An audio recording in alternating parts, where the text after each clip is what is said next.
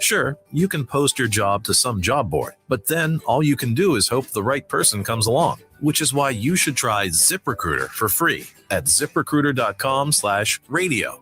ZipRecruiter doesn't depend on candidates finding you. It finds them for you. Its powerful technology identifies people with the right experience and actively invites them to apply to your job. You get qualified candidates fast. So while other companies might deliver a lot of hay, ZipRecruiter finds you what you're looking for. The needle in the haystack. See why 4 out of 5 employers who post a job in ZipRecruiter get a quality candidate within the first day. ZipRecruiter, the smartest way to hire. And right now, you can try ZipRecruiter for free. That's right, free at ZipRecruiter.com/radio. That's ZipRecruiter.com/radio. ZipRecruiter.com/radio. ZipRecruiter.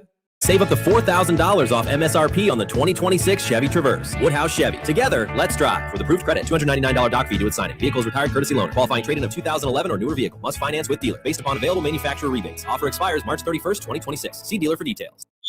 KOZ and Bellevue, Omaha, Council Bluffs. This is 1620, The Zone. I need your help. I can't tell you what it is. You can never ask me about it later, and we're going to hurt some people.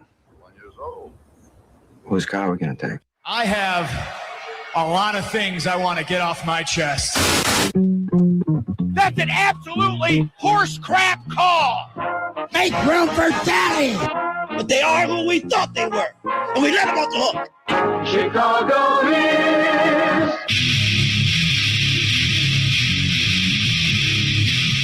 This is Middays with Matt on 1620 The Zone. Middays with Matt live and rolling here on the Zone Radio Network. Matt McMaster is always joined by Mr. Josh Odson here on 97.7 and 1620 Zone. Josh, happy opening day, my friend. It's opening night, not opening day. Dumb. Stupid and dumb, and I disagree. Not that, let's take a holiday and make it worse. It's open. Once again, it's opening day, not opening night. Okay. Also, too, the MLB is not the NFL where you need this one-off Thursday night football game to kick off the season. Precisely. Right? You should just play like we always do. All of the games all at the same time, beginning at like 12:05. Baseball is about sunshine, beer, and forgetting your responsibilities. The Cincinnati Reds should be throwing out the first pitch in the next 2 hours against the Arizona Diamondbacks. That's how this MLB season should be. Excellent take. Not with the Giants and the Yankees playing. How you doing there? What's up, Batista? Not with the Giants and the Yankees playing at 7:00. So on Netflix. It's on Netflix. I didn't even know that. I don't care. The Usos will be there. Those turncoats. Whoa. Oh well, yeah, sure. I mean, this is what WWE does. They have a great thing, and then they're like, "We're ready to end it," and then they don't create anything good for like 2 years, and then they're like, "All right, we got to go back to it." How many Shield reunions did we have? Too many. Barry Bonds will be there too. He was great on TV during the All-Star break one time. He also was great playing baseball, and yet is not in the Hall of Fame. Well, there's reasons for that. I know that this is kind of. I was going to use a terrible adjective there. This is kind of not a point of discussion anymore and something that definitely has already been talked about. But for whatever reason, Pete Rose clips have been popping up on my YouTube shorts and everything like that. And he was on Mad Dog. This was obviously years ago before he passed away. That they would have like Pete Rose bobblehead night and Pete Rose Hall of Fame night. And they would have all of these different Pete Rose centric events. And yet they wouldn't allow him to like get a pass down to the field, and they wouldn't let him into the Cincinnati Reds places and whatnot. So that was kind of crazy. Now, I've just been riffing here for the last couple of minutes. Greg McDermott's press conference is about to take place here on 1620 The Zone. And of course, the Alan Huss introductory press conference. It'll be a sort dual, of a dual, yeah. Greg McDermott will be talking to the media as to his retirement, and Alan Huss will be introduced as the next head coach of Creighton men's basketball. We are bringing that to you live right now here on 1620 The Zone. Creighton University, Reverend Daniel S. Hendrickson of the Society of Jesus. Thank you. Thank you very much. Thank you, Rob, and welcome to everyone. We're all special guests, but I do want to recognize a few people that are joining us today. We have a number of people from the Creighton Board of Trustees, including the chair of the board, Diane Duran. Scott Hyder is here, and Cindy. Rob Reed is here, and Bob Greenwood and Sherry. So thank you for our governance joining us, and university leadership, Jan Madsen, and others from around the university, and including Marcus Blossom, obviously, and you'll hear from him in just a minute. Today marks an important moment for Creighton University men's basketball as we recognize the remarkable legacy of Greg McDermott, and we look ahead to the next era of our program with Alan Huss. Across 16 seasons, Greg built one of the strongest and most steady cultures in college basketball. He's the winningest coach in the history of Creighton's men's basketball, and he led our program to multiple Sweet 16 competitions and our first Elite Eight in the modern era of the NCAA tournament. His teams competed at the highest level nationally while representing this university with great integrity and clear determination. Just as important, Greg set a tone that extended far beyond the court. He emphasized academics and character and leadership in the lives of our student athletes. He helped guide the successful transition into the Big East Conference. And through the Creighton vs. Cancer Pink Out, he inspired a tradition that has raised more than $1 million to support cancer patients and cancer families. Creighton men's basketball stands where it does today because of Greg McDermott. His tenure has elevated our program, and he has increased the visibility and the awareness of our Jesuit Catholic mission here at Creighton University. We're grateful, too, that Greg's family has been part of the journey. We welcome Teresa with us today. Greg is here, obviously, as well as walking with their children these past years, Nick and Doug and Sydney. We move forward from a position of clear strength, real strength. Last spring, with Greg's partnership, we named Alan Huss as head coach in waiting to ensure a purposeful and a seamless transition for our student athletes, our recruits, and our fans when this moment arrived. Alan is a Creighton Blue Jay in every sense of the word. He's an alumnus, he's a former player, he married a Blue Jay, and in recent years, he helped build the culture that defines the program today. He's ready to lead, and I'm confident that he will guide Creighton basketball into the next era with energy, with great expertise, and with a clear commitment for success. To be sure, the future of Creighton's men's basketball is bright here on campus, in this great city around us, and across our expansive national network of fans and supporters. We are ready to rally behind our Blue Jays in this new and this next exciting chapter. I would be remiss not to recognize the generosity of so many of you who are here today. Your friendship means the world to us. It can't be said enough. Your relationship with Creighton, with an athletic program, with men's basketball, your resources, you keep us competitive and you keep us current. As members of Champions Circle, as contributors of time and talent, as supporters of scholarship dollars, as part of our awesome Fly Together project, and so much more, you've got my thanks, my tremendous gratitude. Our men's basketball program is in very good hands, both on the court and off. McCormick Endowed Athletic Director Marcus Blossom has been instrumental throughout this process, and I'm especially grateful for his partnership and for his vision. And at this point, I turn the program over to Marcus, and thank you all for being here. Let's welcome Marcus.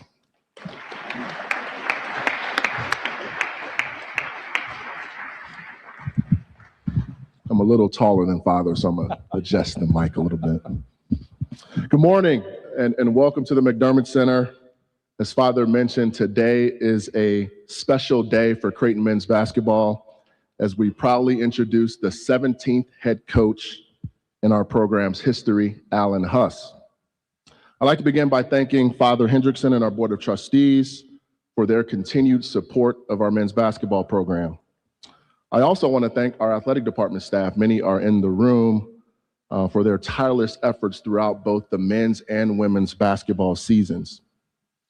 To our fans and donors, thank you. Your passion and commitment are vital to our success, and we are deeply grateful for your unwavering support. To our men's basketball student athletes sitting right up front here, thank you for your hard work, your dedication, and for representing Creighton with both integrity on and off the court. You truly embody what this program stands for. Let's give our men's basketball team a round of applause.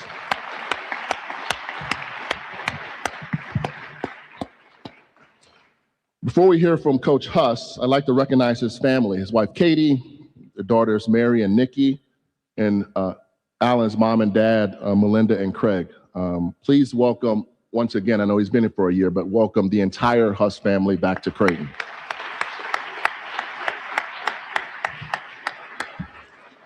As Father mentioned, Alan Huss returns to Creighton for many meaningful reasons. He and his wife are proud alumni, and Alan is a former Blue Jay student athlete. He actually carried Kyle Korver, Ryan Sears, and the rest of his teammates to multiple NCAA tournaments, multiple. Omaha is not just a place where he worked, it's a place he calls home. While those connections matter, what makes this opportunity truly special is the foundation that has been built here. Coach Greg McDermott made it clear that he wanted today to be all about Alan, but it's important to acknowledge and thank Greg for the incredible job he has done. He leaves the program in a position of national prominence and sustained success, and we are deeply appreciative of his leadership.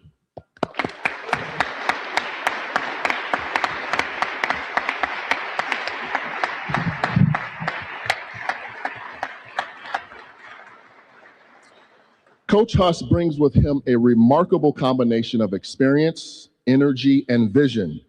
He is a tireless worker, a relentless recruiter, and a passionate leader who is deeply committed to developing young men, both as basketball players and as people. His coaching journey includes a decade of success at the high school level, where he built winning programs and shaped the lives of countless student athletes. He then spent 10 years coaching at the Division I level as an assistant coach, including 7 impactful seasons at Creighton. During that time, he played a pivotal role in 149 victories, multiple NCAA tournament appearances, and a Big East championship. Alan, as you know, also has head coaching experience. As a head coach at High Point, Alan demonstrated exceptional leadership, guiding the program there to new heights. He earned back-to-back Big South Coach of the Year honors and led the team to its first Division I NCAA tournament appearance, along with a record-setting 29 victories. But what stands out most about Alan is his commitment to the process of winning. He will invest everything he has into this program, into competing at the highest level in the Big East, into developing our student athletes, and into representing Creighton University and the Omaha community with pride and integrity. The future of Creighton men's basketball is incredibly bright under his leadership, and I'm excited for what lies ahead. Please join me in welcoming our new coach, Alan Huss.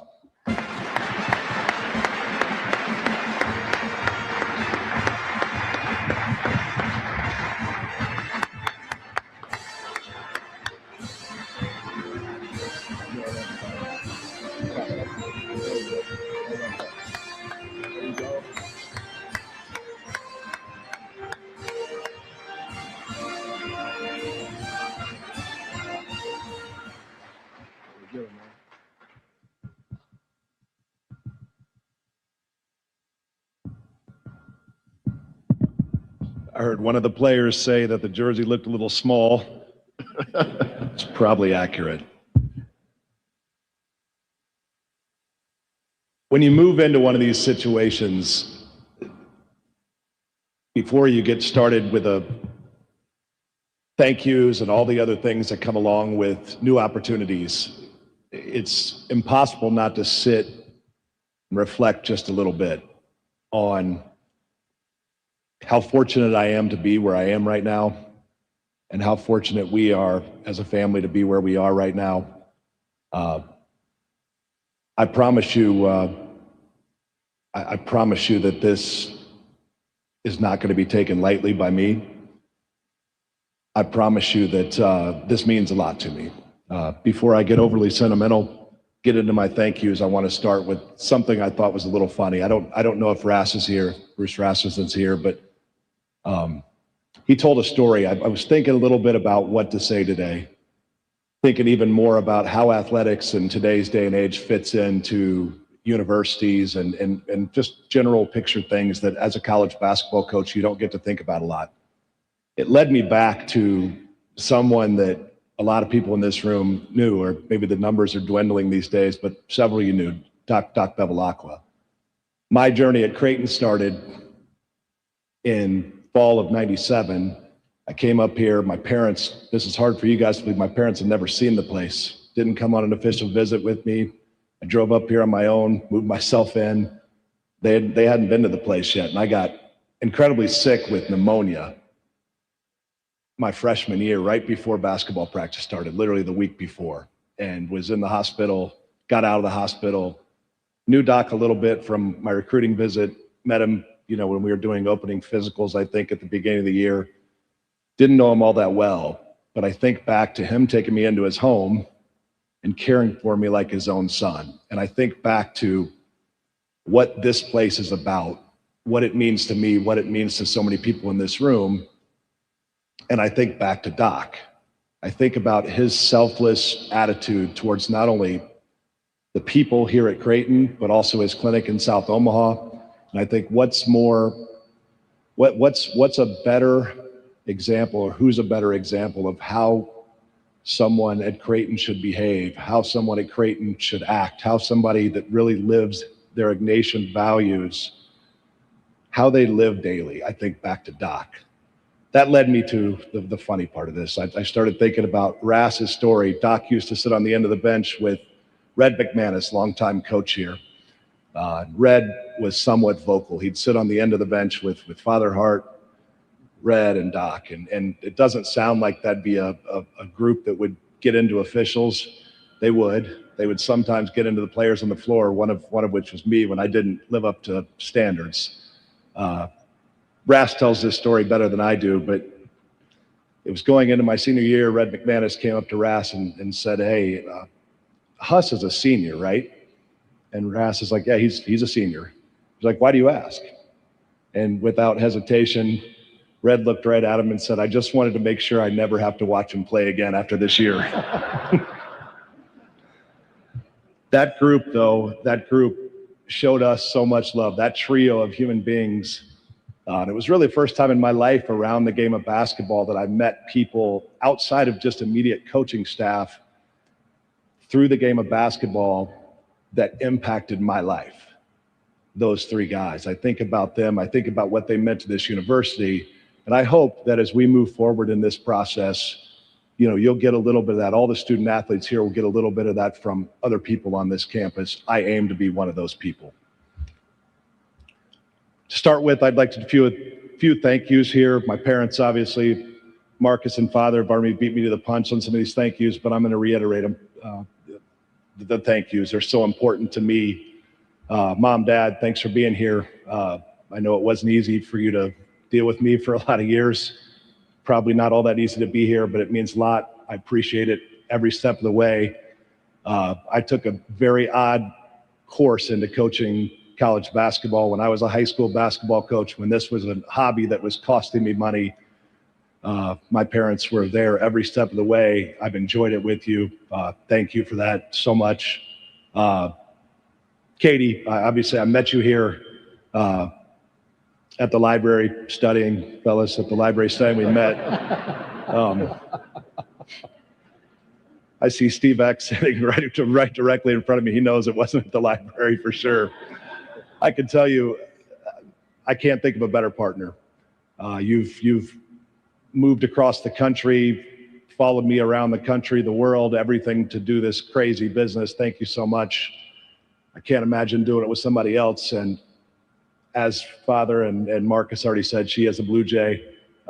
Sometimes when you've got the new coach in town, people go out of their way to explain things about the tradition and what goes on at the university. She's a third generation Creighton Blue Jay that knows more about it than I do. So thank you for your partnership. Thank you for your love.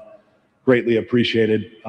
Nikki and Mary, for moving multiple times, for dealing with my moodiness. I can't say thank you enough.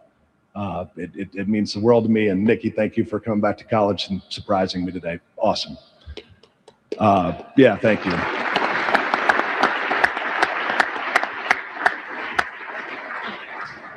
Father Hendrickson and Marcus, thank you for partnering with Coach Mack and putting this deal together. I think that none of us knew exactly how this is going to look, but to have the capacity to even think outside the box and jump into a space where people don't think that it's not the typical way people do things. It's greatly appreciated. Again, I promise you, I'll make you look smart. Mac and Tree, I know you're here too. I thanks so much for this year. Thanks for even before this year, Mac. Thanks for taking a chance. I was an unproven assistant at New Mexico that came in here, maybe played on the scout team a little bit, held a pad, and started there and went from that to just gaining more and more of your trust, your belief. Thank you for letting me mess things up, and even when you knew the answers, letting me mess them up so I'd learn a lesson. I just wouldn't be the coach I am. I wouldn't be in this position. I wouldn't be anywhere. I'd probably be back coaching high school basketball if you didn't take a chance on me. So Mac, I'm forever grateful for this year. Thank you for figuring this out. This isn't the way we wanted to do it for you. It's not the way I wanted it, not the way you did it, but to handle it with grace and try to let me back in and try to help this program moving forward, to set yourself aside the way you always do. And I mean, I think this press conference is a perfect example of what makes Mac Mac. He wants it to be about everyone but Mac. And all the victories, all the things that happened, it's awesome.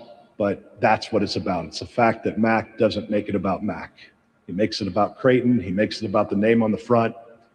In this era of transfer portal, name, image, and likeness, revenue share, when the guy that's leading the group makes it about the name on the front, it's much easier for all the rest of us. So, Mac, thank you. I sincerely mean it.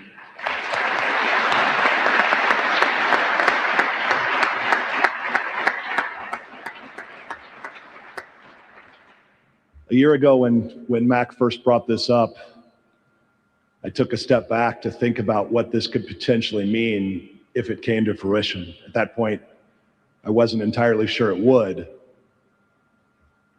I can tell you my mind immediately went to how long and how much sustained success had been had at Creighton. And it made me think back to exactly what happened and made me take a step back. And I've said this many a times in many interviews in the past. When you're coaching college basketball, it's challenging to get outside of your little bubble. Each one of us, it's an all-encompassing job. It takes every ounce of what you have to give. And it's hard to sit back and look and see what's going around, what's going on, think about long-term things, think about what's happened in the past. Sometimes it's hard to be thankful for it because you don't have a chance to really think about it. But when he called me after that first conversation, I started thinking about, I wasn't exactly sure what it was going to be, 32, 33 years of sustained excellence. And it made me think of just how much went into this operation and how it got to where it was. I talked about the people outside the program that affected this place, but you start thinking about the sustained excellence of this place. And you think about Ras making a hire with Coach Altman, who thankfully taught me early on that I was no good at basketball and that I needed to figure something else out. I think about the work that went in from those guys when they were just trying to figure out a way to put this thing together. You know, then I think about Coach Mack coming in and you know, a lot of people in the basketball world, when he took this job, goes, man, you're buying that stock sky high. Creighton can't go any higher than what it's been. 7 NCAA tournaments, I think 327 wins. Those are hard shoes to fill. And all Mac did is come in and elevate it the same, you know, from that standard to places that none of us in this room, me included, could think about. Deep NCAA tournament runs, Big East championships, Big East tournament title games, multiple deep runs, all things thought to be really, but we couldn't imagine them when Mac took this job. Then you start thinking about the consistency within the program. Guys like Coach Gordy, Lynn Gordy, that's been here since before me, and Patty Gallitz, that's been here before me. And it got me thinking about, all right, how does this all tie together? You know, and it's pretty simple. Like in a world where X's and O's have changed, not only for all coaches, but I think Mac's reinvented himself 3 times in his 16 years here. Coach Altman before that reinvented himself a couple of different times. X's and O's changed, personnel changed. We went from tiny little shorts to long shorts below the knees, back to tiny little shorts. Like the style has changed. Now everything in college athletics has changed so much. So why has this place been so unbelievably consistent? Right? And I just go back to the word culture, right? And it's the most overused word, and I'll probably make the little edits they do with these mashups, but culture to me is the human beings that we have inside this program and out. And what's made me most proud as I've been in different parts of this, as a player, as an assistant coach, and now taking over as the head coach here at Creighton, is despite all the other changes in collegiate athletics, everything that's happened in the world, the quality of human beings sitting right here reminds me perfectly of the guys I played with. And I mean that as a compliment. Played with great guys. They went on to do great things. They went on to have great families. And the quality of the human beings sitting in these first couple rows right here is exactly the same. So I think that's a perfect segue into where it goes from here, right? And I think it's quite simple. Culture is what's won. Culture is going to continue to be what wins for us at Creighton. We're going to get the right human beings here. We're going to keep the right human beings here. We're going to work our tails off, but we're not going to reinvent the wheel there. We know that elite human beings win here at Creighton, right? That's not going to change. The second piece of it that'll remain constant, commitment to process. I don't know that I fully appreciated it until I had a chance to work first with Mac, and then when I stepped away, his ability to stay process driven is absolutely elite. Second, probably only to his ability to be completely selfless. But his ability to stay process driven, stay on target, and not deviate from methods when things don't go perfectly. His ability to inspire confidence in student athletes that play for him, to be able to make shots and perform at a high level, is all part of our processes. We'll continue that. It'll be a hyper focus of our program. We'll continue to challenge our players to stay on those processes, but we will stay on that target. Let it fly. I think it's on the court anywhere. You can see it over there. It's behind Doug on the window shade over there. But let it fly has been a huge part of why we've been able to develop our brand as one of the premier offenses in college basketball. Again, there's no reason to fix what's not broken. We will continue to let it fly. We'll continue to recruit talented student athletes that share the ball, that are unselfish, and that want to play at that tempo. That's not going to change. Probably the thing that we have to get back right now, and this has been something that's been also it's been there through Mac's entire run, and I can tell you it was there when Coach Altman was in charge. You know, this group this year went through so many things as a group, so many ups, so many downs, that we lost our joy a little bit, this group at times. We'll get back to that. that's a huge part of what's made Mac successful. When I got my job at my first opportunity at High Point, I made a note on day one to make sure that there was joy involved in the program every day. Mac would remind me of it. Usually he'd take a kind of a backhand shot at me when he didn't think I had enough joy in my life, and I was a little hyper obsessed with some of the details. But he would remind me of that joy. I took that with me. I'm fully committed to bringing that back. So I'm super excited about that. Defensively, we'll stay with what we do. We're going to play man-to-man defense, maybe get a little bit more disruptive. I'd like to take full credit for that, but that's something that Coach Mack and I have been talking about here for weeks. I think we're going to move that direction, but I think you're going to see things that are, you're going to see a defense that gets maybe slightly more disruptive. More importantly than all these X and O's, though, is back to that character piece. We're going to have the right people here. We're going to have people in these first two rows that take the floor for us that everyone can be excited about. That goes to former players. We want this to be your program. We've got several alums on our staff right now. It means a lot to us. To our alumni, to our supporters, we need you. Our advantage is the 17,000 people that show up to our games. That's why these guys are sitting here. They want to play in front of that crowd at CHI. And again, we weren't great last year. We didn't play with a ton of joy, but we're going to get back to that. We're going to get back to what's made us so good here over the last couple of decades. To the city of Omaha, especially a few of you that have put your blue shirts down and maybe put a red one on for what's going on, we're going to win you back. We're going to get you back. Don't let me get a snapshot of you in a red shirt, though. I'm keeping receipts, anybody I see. But we want you back. We want the city of Omaha. We want the city of Omaha for Creighton to be the city of Omaha's team. We anticipate to earn everyone's trust and continue to fill the arena and make it a very disruptive and difficult place to play. To everyone here, I just want you to know, as I speak to the players here in closing, really simply, fellas, we're going to work. We're going to do it together. We're going to have fun doing it. We're going to continue so much of what's made this program great. But I'm going to tell you, like, we are going to live up to the standard. And I make that promise to everyone here, staff, players, everyone that came out today. I appreciate you being here. We will live up to the standard. Thank you.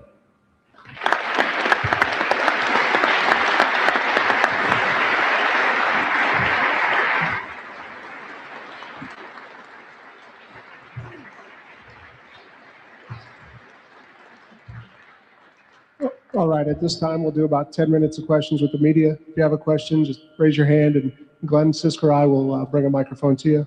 But we'll get started with John Walker from the Omaha World Herald. Al, congrats. You knew that this day was coming since you returned last summer, but what does it feel like to finally officially be the head coach at Creighton University? It's a dream come true for me.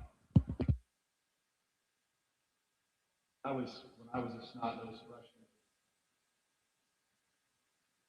Some audio difficulties down on the hilltop. We'll get that back up and running as soon as we can here. I feared in my life more than anyone, Coach Altman, that I'd be tasked with trying to carry that tradition on. I would have laughed. I would have said, "There's no way." Probably ignored you and gone on my business. So I don't know that I've necessarily wrapped my mind completely around just how fortunate I am to be back here, to be back at home. It's just it truly hasn't set in just yet. Again, raise your hand if you got a question.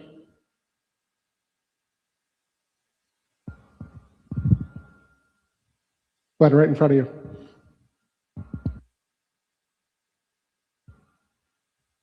Coach, congrats. You're obviously carrying a pretty heavy legacy, but how do you continue the success here at Creighton while making the program your own? Yeah, I think the simple answer to that is to when I took the job at High Point and got my opportunity, to the best of my ability, I went down to High Point, North Carolina, and tried to replicate every facet of this program that we could possibly copy. We did that because it's been successful. We did that because we feel like this is a winning formula, and we're going to stay committed to those same processes. Like I said, maybe tweak the defense just a little bit, but again, as much as I'd like to take credit for that, that's something that Coach Mack and I have been talking about. So if it works, 100% my idea, and if it doesn't, it's Max. All right, who else has a question? Go back to John. Marcus, why was it important for you to let Mac pick his successor, and why was Huss the right guy for you to ultimately sign off on? You know, first off, Mac's a fantastic coach. So for me and for Father to not take his insight would just not be smart. So we just had conversations about where we wanted the program to go, who we thought would take the program to the heights we wanted it to take, and Al's name kept rising to the top. I was fortunate for 2 years actually to have an office right across the hallway from Al. So I saw him work, and he was one of the hardest workers I've ever seen. Any business, any profession. So I knew from that standpoint that this guy is going to work his tail off to make sure this program is at the level that it needs to be. So I saw with my own eyes. Father and I, you know, we talked to Mac and consultant who we think is a brilliant basketball mind, and that's how the decision came to fruition.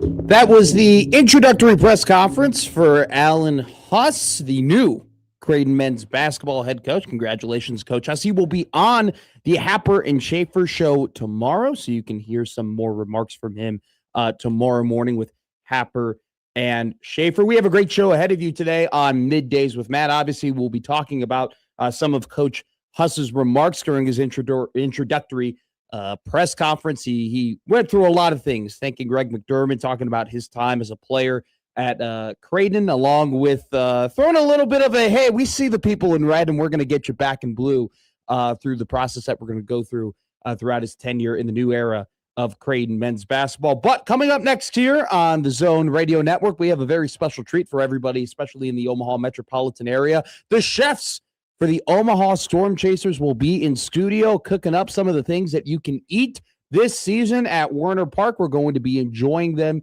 here in studio all the way up to the 11 o'clock hour. So stay tuned for that great show ahead of you today here on 1620 and 97.7 The Zone. Omaha's most listened to all sports radio station. Again and again and again. 1620 The Zone. Weather from KETV Newswatch 7 is brought to you on 1620 The Zone by Certified Transmission. Warming up on Wednesday. Expect partly to mostly sunny skies. Southwest wind 5 to 15 miles per hour, turning northerly late in the day. Highs in the mid-80s. I'm meteorologist Sean Everson from KETV Newswatch 7. Have you been injured in an accident? You shouldn't have to fight with insurance companies or deal with medical bills alone. You need an experienced injury lawyer who'll protect your rights while you focus on healing. At Chandler Conway, our team understands the legal process and will handle your case with dedication. Our goal is simple: to secure the compensation you deserve. Call us today or visit chandlerconway.com for a free consultation. Don't face this challenge alone. Let us support you every step of the way. He thinks bean counting is an iPhone app. He is the most uninteresting man in the world. Hi, I'm Bob Berger. Don't just get your taxes done, get them managed. If you're tired of losing sleep over your business and personal taxes, you're ready to make more money, give us a call. Call Berger, Elliott, and Pritchard CPAs at 402-551-1919 or visit bepcpa.com. Celebrate 50 years at Sid Dillon Chevrolet. You pay what we pay on over 125 select new Chevys. Shop Nebraska's #1 volume Chevy dealer group or at SidDillonChevy.com. Together, let's drive. You are what drives us, Sid Dillon. Don't miss this week's Zone Deal. This week's half-off deal is to Betty Ray's Ice Cream. Indulge in the creamy delight of Betty Ray's Ice Cream, where bold flavor innovation meets tradition. From scoops and shakes to sundaes and Sammys, every treat is crafted with locally sourced ingredients and served in a fresh, homemade waffle cone or bowl of your choice. Visit us at 63rd and Center or 156th and Dodge. Zone deals go fast. 9 a.m. Friday, 1620thezone.com.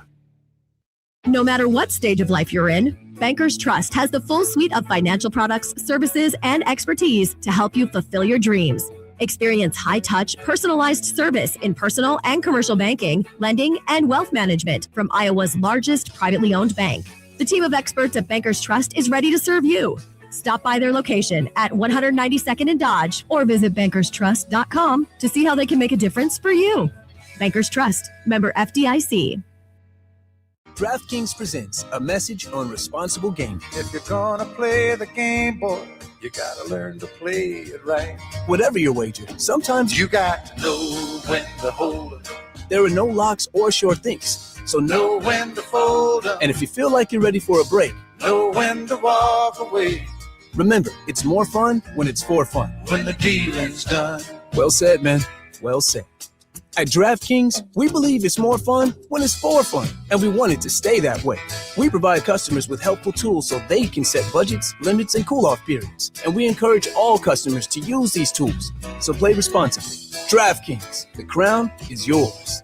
Gambling problem? Call 1-800-GAMBLER. In New York, call 877-8-HOPE-NY or text HOPE-NY 467-369. In Connecticut, help is available for problem gambling. Call 888-789-7777 or visit ccpg.org. On behalf of Boot Hill Casino and Resort, Kansas, 21 plus. Age and eligibility varies by jurisdiction.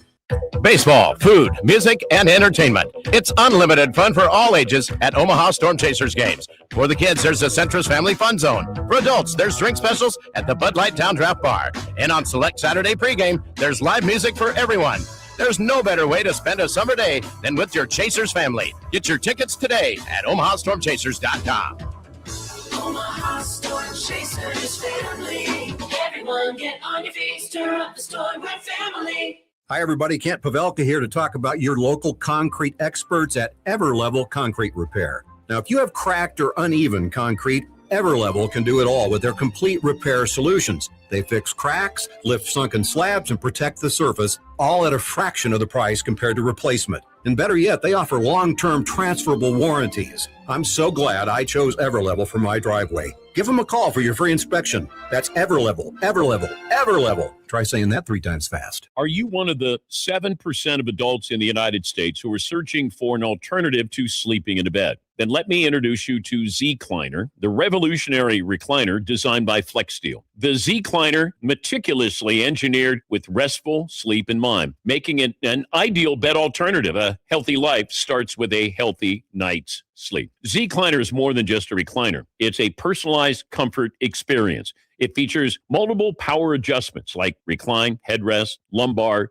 zero gravity, reducing pressure on your body, tech integrations like charging ports for easy modern living. We know life can be messy, stressful. That's why Z-Cliner is upholstered in a moisture and stain-resistant fabric, perfect for all-day enjoyment, even homes with pets and kids. Z-Cliner, a complete sleep solution. Get started. Unmatched comfort. ZCliner.com/Dan Patrick today to find a Z-Cliner at a store near you. 2 words, prostate exam. Relax. Screening starts with a simple finger-free blood test. Around 1 in 8 men in the United States will be diagnosed with prostate cancer in their lifetime. Prostate cancer can have over a 99% 5-year relative survival rate when caught at a localized or regional stage. If you're 40 or over and have a prostate, visit relaxitsabloodtest.com to see if a PSA blood test is right for you. Talk to your doctor about screening and the next steps. Sponsored by Novartis.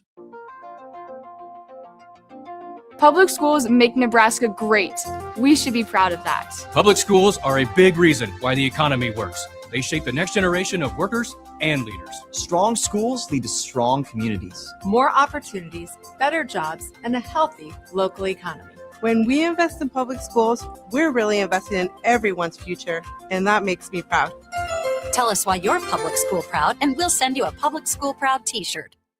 Elegance meets innovation at Woodhouse Lincoln. Discover the all-new 2026 Lincoln Nautilus. And for a limited time, enjoy exceptional financing offers. 0% APR for 48 months or 2.9% APR for 60 months. Browse in-store or shop online at woodhouselincoln.com today. With approved credit, must finance with Lincoln Automotive Financial Services. $299 doc fee due at signing. Offer expires March 31st, 2026. See dealer for details. You're counting on your team to win, so why not prove it? By placing your bets at Warhorse Sportsbook. Their win is your win. Put your money where your mouth is on nearly every sporting event. Use the Warhorse app to check odds and build your bets before placing your wagers in person at Warhorse Casino, including live in-game betting. No bets, no glory. Wagers may only be placed on Nebraska-based teams when played outside the state of Nebraska. Must be 21 or older to gamble. Gambling problem? Call 1-833-BET-OVER. Disagree with every word out of our mouths? Tell us how you feel on the Liquid Trucking Zone Twitter feed.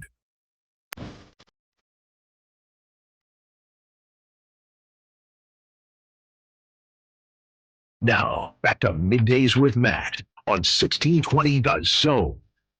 Live and rolling here on the 1620 The Zone Radio Network on Middays with Matt. We have incredibly special guests here from Warner Park. The Omaha Stormchasers crew is in the building. We got Chef Joey. We have Josh, the manager of concessions for Warner Park and the Omaha Stormchasers.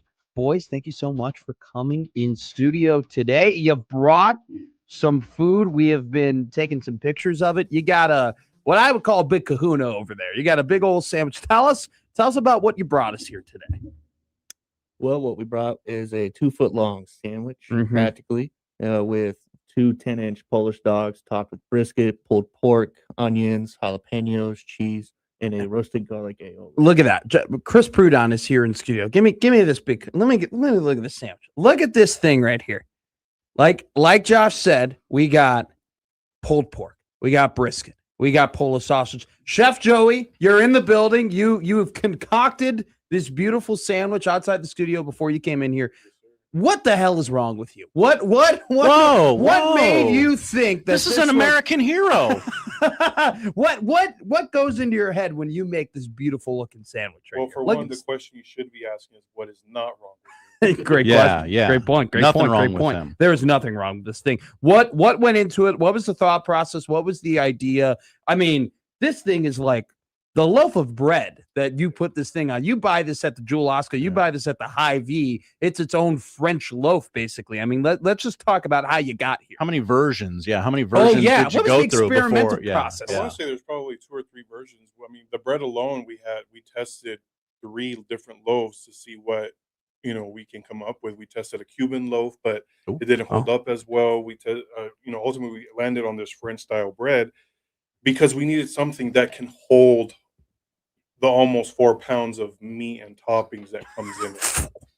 4 pounds? That's 4 pounds. That is 4. Chris Prudon is going to get a knife over here. We're going to cut the sucker up. We're going to have some bites of this thing. Now, was the process when you had this, like when you first went through the experimental process of making this, were there a couple that you're like, this ain't going to work? This is terrible. This tastes bad. Or was it always just with all honesty? Go ahead. No. Okay. We knew what we wanted to do. Hell we yeah. knew what the end goal was. I think the biggest thing was finding the vessel that's going to hold it all and keep shape without it completely falling. Because you're going to see this in the stands at Warner Park this season, and you're going to go, what is that? I need one. Where do I get it? Yes. Now, here's my thing. Chris Prudon, our guy, has a big old knife over here. He's chopping this thing up. Yeah. I don't know if we're going to provide people knives at Warner Park this season to make this more. Now, my question is, what is the best way of going about eating this thing in the stands? Are we Lady the Tramping it? How many people? Are we eating with a fork? What do we do? How are we eating this thing, boys? Because this thing looks the recommended delicious, serving size? Thank you. Yeah. How are we going about this? It can easily feed 4 to 6 people. Whoa. That's incredible. Or one person, depending on what you do prior to eating that. Okay. Yeah, good point. Good point. 4 to 6 people. That is crazy. All right, let's. It smells wonderful. Watch this process. No, let me get this. Look at this. Chris is nothing but helpful. We're gonna put and this all on. our meats are smoked in house. We actually this year we brought in a brand new smoker that we can smoke up to 500 pounds at one time. So when I pull up to Werner Park this season, in the parking lot, I'll be able to smell. Smoke is not the place on fire. It's the smoker. I want to Okay. tell you right now, our studio smells infinitely better because you brought the sandwich in here. The entire studio is incredibly thankful. Have you thought about turning it into a candle? Great question, Josh. Branching out. Yes. Okay. Now they cut me a section of this, and I They don't did. even know how to attack. I'm going to attack it. the Watch me section. attack this thing. I'm going to attack this. Great radio, me eating. Boys, that's delicious. I'll say this. You're not 999 in this thing. I thought you were a little ridiculous putting a garlic aioli on this. I thought, all right, like, this is barbecue. You got sausage, you got brisket, you got pulled pork. What the hell are you making an aioli for? Whoa. That we would find it at a fine dining restaurant and putting it on the sandwich. I'm an idiot. That thing brings the sandwich together. Like, it adds a depth of flavor. It's impressive. That sausage is incredible. I want to say this. I thought this was a gimmick. Like, I thought, oh, they just made a big sandwich. Oh, it's not that big of a deal. Oh, they just want people to walk around with this big old loaf and be like, oh, look at the sandwich I got. This thing's delicious. This thing tastes really good. Yeah. Like, I would actually, if I had enough people who were like, hey, we're going to attack this thing, I would order this at Werner Park. I'm not joking. This isn't for promotional reasons. This thing is a great bite, boys. Seriously. Now, sorry, I'm not helping. I'm just and eating. neither am I. We have some comments here in the YouTube chat. What do you recommend to drink with this thing? You think a brewski goes with it? I know at Werner Park, Josh, this is a question for you. You guys got a great little bar back there too, where you can have a couple mixies as well. What is the recommended beverage with this item? I think a big ultra. Yeah. Yeah. Wash that down with a nice cool beer. Joey, what about you? What do you think is a recommended beverage? Honestly, not everybody drinks lemonade or alcohol, but Yeah. I would definitely recommend one of our 32-ounce lemonades. Nice. Okay. I think a lemonade would pair greatly with this. Now, Joey, is there any other things that you guys are cooking up at Werner Park? Is there any other things that because you brought in this big old sandwich? What are we calling this again? This is the team wiener. The team wiener. We are all eating the team wiener right now. But is there any other items at Werner Park you're excited about this year that people should go run over and grab this season at the Omaha Stormchasers game? You know, it's not new, but it's something that's returning. It's one of our signature items, and we talked about it out, briefly before we came in here. We weren't going to bring it back, but there's so many people following this specific item. It's called the Gator Tornado, and it is essentially a grilled pita with a blackened grilled alligator, real alligator, topped off with fresh made pineapple pico de gallo, sweet chili, shredded red cabbage, and house made pickled red onions. And it actually comes with a side of Cajun pub chips that we make in house. Where do you get your gator? Yeah. Straight from Louisiana. Wow.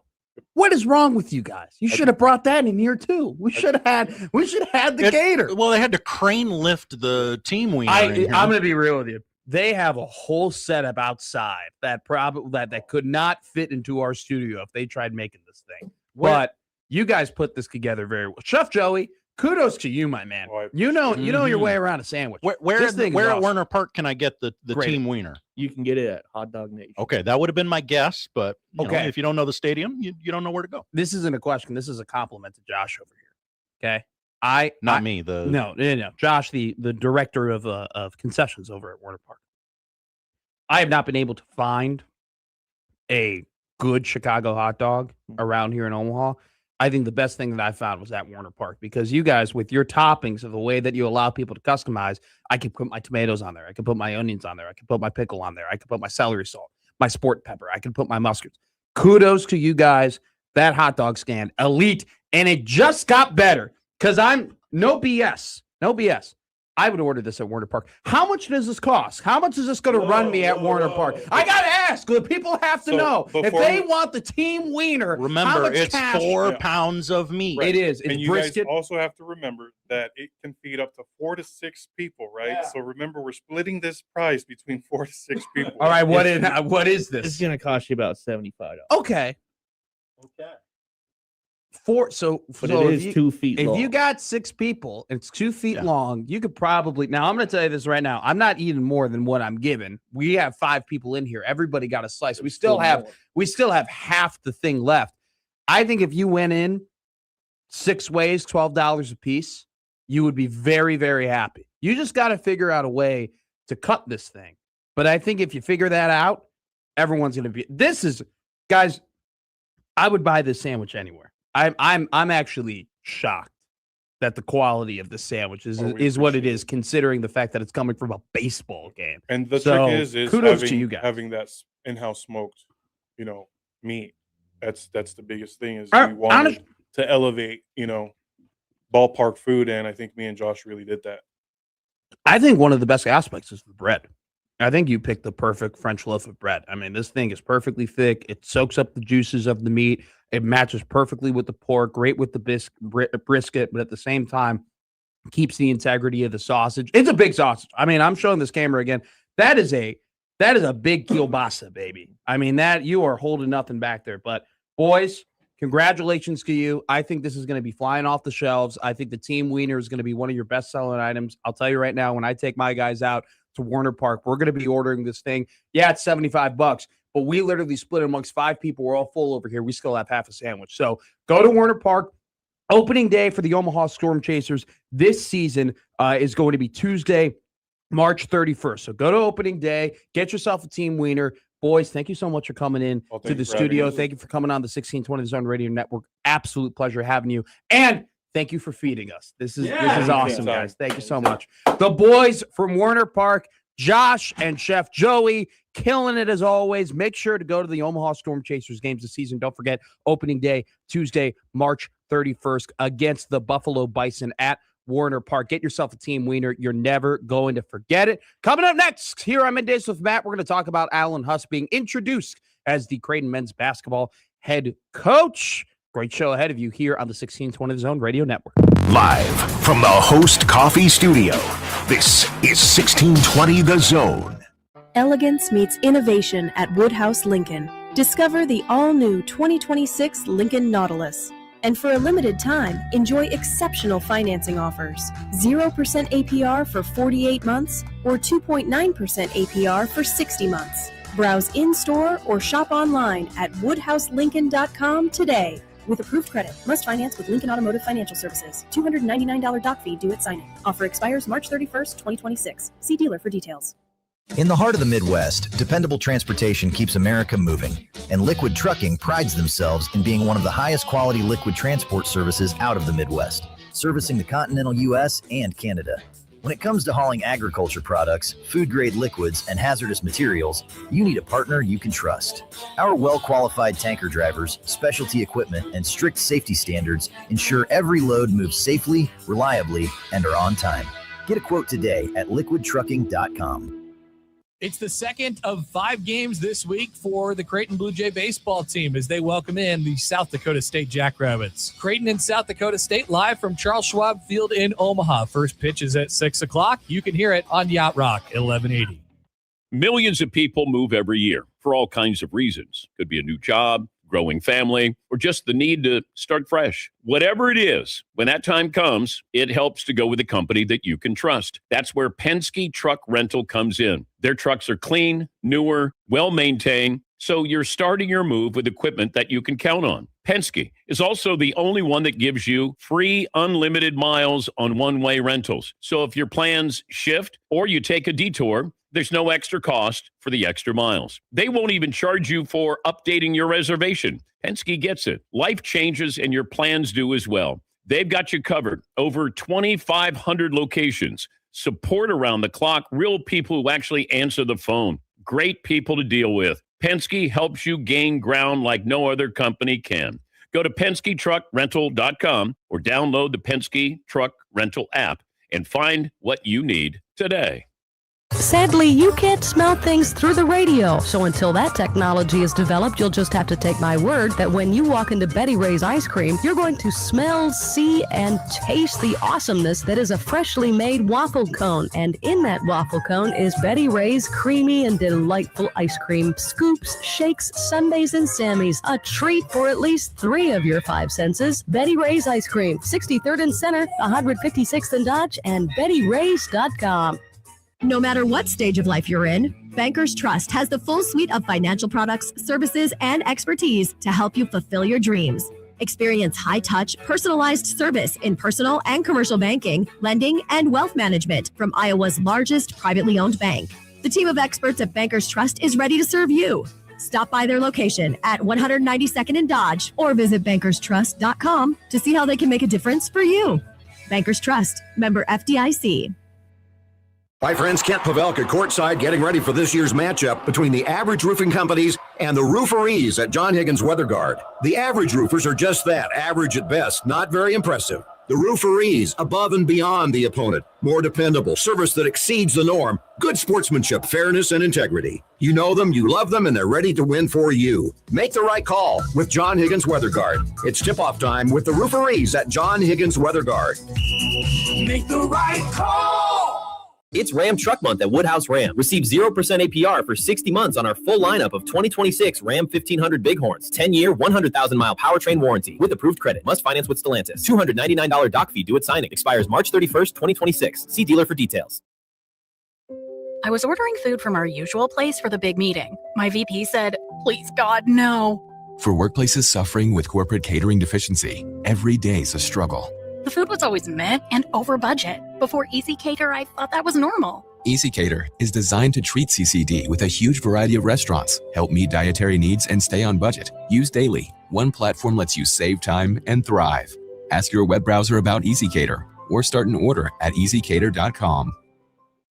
We all hear the radio ads about the IRS. They tell you to be afraid, to be scared, and they try to frighten you into calling. I'm not here to do that. Tax Relief Advocates is different. TRA is here to tell you that if you owe money to the IRS, whether it's $5,000, $50,000, or $500,000, we have a solution. It doesn't matter if you're sitting in your car, at work, or with your kids. No matter where you are, call now. 800-575-8943. Don't lose hope. TRA can eliminate or reduce what you owe to the IRS. Generous programs are now available that can give you a fresh start. Our passion is taxes and helping individuals fix their IRS problems. We have over 1,000 5-star reviews on Google and an A+ with the Better Business Bureau. You don't need to be afraid of the IRS any longer. End your tax nightmare today by visiting us online at TRA.com or call 800-575-8943. That's 800-575-8943. Tax Relief Advocates. Real solutions for real people. Host is roasting every morning. Host is roasting every day. How does Host Coffee provide the best coffee for your workplace? By finding the richest and most robust coffee beans from all around the world and bringing them to our Nebraska roastery, where your coffee is roasted fresh and delivered straight to you. Proudly serving Nebraska since 1972. Host Coffee is always roasting something good for you. Vicky Stevens writes, "We weren't happy with the way things turned out last season, so I made the call. Weedman's been a total game changer. Fertilization, weed control, the whole 9 yards. Our lawn has never looked better. The neighbors are so jealous, they avoid me at the supermarket. It's fantastic. Go to weedman.com, enter promo code GREEN, and get 1 free service." The Zone Hotline is powered by Prairie Flower Casino. Play longer, win more. When your car is making a strange noise, no matter what it is, you can't just pretend it's not happening. That's an interesting sound. It's like your mental health. If you're struggling and feeling overwhelmed, it's important to do something about it. It can be as simple as talking to someone in your community, or just taking a deep, calming breath when you need it. Nice. For mental health resources, check out loveyourmindtoday.org. At loveyourmindtoday.org, you'll find information that may help you get through a tough time. Things like tips for dealing with stress, how to navigate difficulties like financial worries, anger, substance use, and more. You can also find real stories of how people navigated their own mental health challenges. Because once you start to address the problem, you can go so much further. Visit loveyourmindtoday.org. That's loveyourmindtoday.org. Brought to you by the Huntsman Mental Health Institute and the Ad Council. KOZN Bellevue, Omaha, Council Bluffs. This is 1620, The Zone. Now back to Middays with Matt on 1620 The Zone. All right. We are officially up and rolling here. That's what you Middays with think. Matt. What do you mean that's what I think? Are we not rolling right now, Josh Otts? Oh, we're rolling, baby. We are rolling. By the way, we'll get to the show in a second, but I'm reading this book about the 90s. Written by Chuck Klosterman. Yeah. And yesterday's chapter, because I'm trying to read a chapter a day. Basically, that's just one of my things. I'm just reading more. No big deal. I'm not trying to like brag about me reading so people think I'm smarter or anything like that. You and Josh Peterson handshake meme. He had a whole chapter on Nirvana, Kurt Cobain, and Nevermind. Kind of a big deal. I didn't realize how big of a deal it was. Oh, wow. Like, I had no idea the cultural impact that Nirvana and Nevermind really have. For the listener who may not know, you were born in 2002, 7-8 years after the death of Kurt Cobain. Yes. So probably 10 years, 11 years after Nevermind. Learned all about that. Learned all about that life. And, how the fame kind of, unfortunately, he never wanted it, but he got it. And it was, but great book. So I just wanted to put that, listen to the half of the album. I'm going to finish the rest of the album today. What's your thoughts on it? I'm a big fan. Okay. Had you ever heard any of it before? And I'm not saying any of this to make fun of you. It Smells Like Teen Spirit, obviously. I had listened to before. And then Come As You Are. Like, those are like the two, but Breed, hell of a song. Mm-hmm. Big fan of Breed. Lounge Act, that was great. Stay Away, another really good song. Just big fan. I'm just telling you right now. This book about the 90s, I'm so glad I'm reading it because I just feel like I'm a little, I'm just kind of disconnected from what time was like during that. But I learn, Mike Schaefer and Josh Peterson are big 90s guys. So I feel like now that I'm learning more about the 90s, that I can connect to my coworkers more. And more importantly, I can connect to our listeners more. So the people who were born, who were Gen Xers, I'm going to tell you right now, your taste in music, A1. Hey. A1 stuff. So we also learned a little bit more about Tupac as well. Okay. In the little, they had a small little chapter about Tupac because he was also the artist that was incredibly famous during the 90s, who also unfortunately, who passed away. So there you go. I'm learning more and more. Also, too, we learned more about the head coach of Creighton men's basketball today, Alan Huss, live here on the Zone. We broadcasted it live here on the Zone.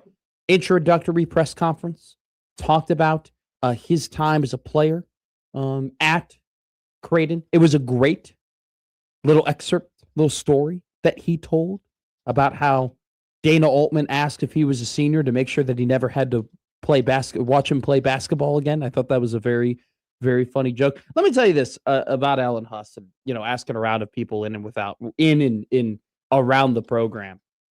I asked somebody very close to the program, actually, hey, what is Coach Huss's best characteristic? What makes him him? What has led to his success? And that person told me he is basketball 24/7. That is his life. He doesn't really have too many hobbies outside of his family, and he loves the Kansas City Chiefs. Other than that, it is all basketball for that guy. And, even talking to Connor Happer, and Happer's expressed this before. The guy is he's a grinder. He just grinds. He just loves the sport. He's just all about it. And so I think that you could tell that was exemplified in his words and his just attitude and his tone throughout that press conference. Loved the kind of things he talked about where, look, I thought it was a great statement. He should be on the radio where he goes, a lot of people thought that Mac took the Creighton job when its stock was as high as it could go. That when Mac took over at Creighton, that people were like, hey, you're not. I mean, they're not. You can't make that job any better. Like that's Creighton has reached his peak. Like you can't really elevate that job. Like that's where you're already at, where they're at the Missouri Valley Conference and they're going to the NCAA tournament and they're going ahead and winning a game here and there in the NCAA tournament. Like you can't elevate Creighton any higher than that. And Mac did that. And I thought that was a great point from Huss, but just also talking about, hey, culture. The reason why Mac was able to elevate this program to where it is now is because it was all about culture and it was all about people. And that's how I'm going to do it. And I think that Huss did a great job of, showing that he's different than Mac. And the program is going to be, him now and his personality. But at the same time, we ain't letting go of the let it fly. We're gonna play a similar style of basketball. We're not going to leave our identity. It's just going to be a little bit different. And I think it's part of the reason why he was hired, because he went to High Point, and found a large amount of success and won 56 games there in 2 seasons and elevated that program to heights that maybe people didn't believe that it could get to. And he laid the foundation for them winning an NCAA tournament game this season with a lot of the guys that he had brought in and coached. And so I think Huss is a stud. I think that this hire is different from a lot of the other succession hires that we like to poo-poo, right? Adrian Autry coached 1 year at Fordham. They went 16-16, right? Hubert Davis didn't have previous head coaching experience. Didn't work out. Kyle Neptune didn't have previous head coaching experience. Didn't work out. And this guy does. And this guy, Alan Huss, has won at the level in which he was at, did it at a very high level, elevated a program, and now, he's going to take over a program in Creighton that he is incredibly familiar with, not only as a player, but as an assistant coach, and understands the things that has made Creighton successful, but yet is unique in his own way, and has his own style and has been able to learn his own style through coaching at High Point. That it gives Creighton the opportunity to not only continue the success that they've had over the past couple of seasons, but maybe even elevate it to another level, which Mac did, which would be incredibly difficult, because elevating the Creighton basketball program above of where Mac got it would be consistently being a top 4 seed and consistently going to Elite Eights and consistently being in the hunt to go to the Final Four. But at the same time, even to keep it at the level that Mac's at, which is going to 3 Sweet 16s in 4 years, would be remarkable in and of itself. And so I think that a lot of people around Creighton, and there's a reason why Mac chose Huss to be his successor, are very confident in what Coach Huss can do at his time as the new head coach for Creighton men's basketball. And, I think that his first introductory press conference kind of vindicated that in a way. But if we've learned anything from covering sports in the state, words at a press conference can only go so far. And it's all about the results that you have on the court. Our defense is going to be hell on wheels. Thank you for getting that reference, Josh. Oh, I just thought we were excited about the defense they're going to play at Creighton next year. They're going to need to get better at that, by the way, if we're just being honest. Hot take right off the presses. Put it in the World Herald. Matt McMaster thinks Creighton needs to improve defense. Some people know how business is done. So, impressive press conference from Alan Huss. I think a lot of people are excited, and they should be excited. Whilst we were eating sausages, while we were eating a team wiener. That's what it's called. So, there was just a from the kansascity.com. Apparently, there have been rumors that Bill Self is going to retire. I have seen this. I have heard this. Rothstein said something similar about an hour ago. Scott Chasen has just wrote a story on kansascity.com. Quick story from Gary Bedore on Bill Self's first public comment since his NCAA tournament press conference. Self tells Casey Starr one rumor about an imminent retirement is all BS. So we are. So they're kind of refuting that. They're refuting that locally. Locally on kansascity.com, they are currently refuting locally, that quote unquote, he's going to retire. So be interesting to see what happens with Self over in Kansas. let me lay something out for you, because Hubert Davis just got fired, just got canned at UNC. We're going to talk about it. Retired. We're going to talk about it more throughout the show.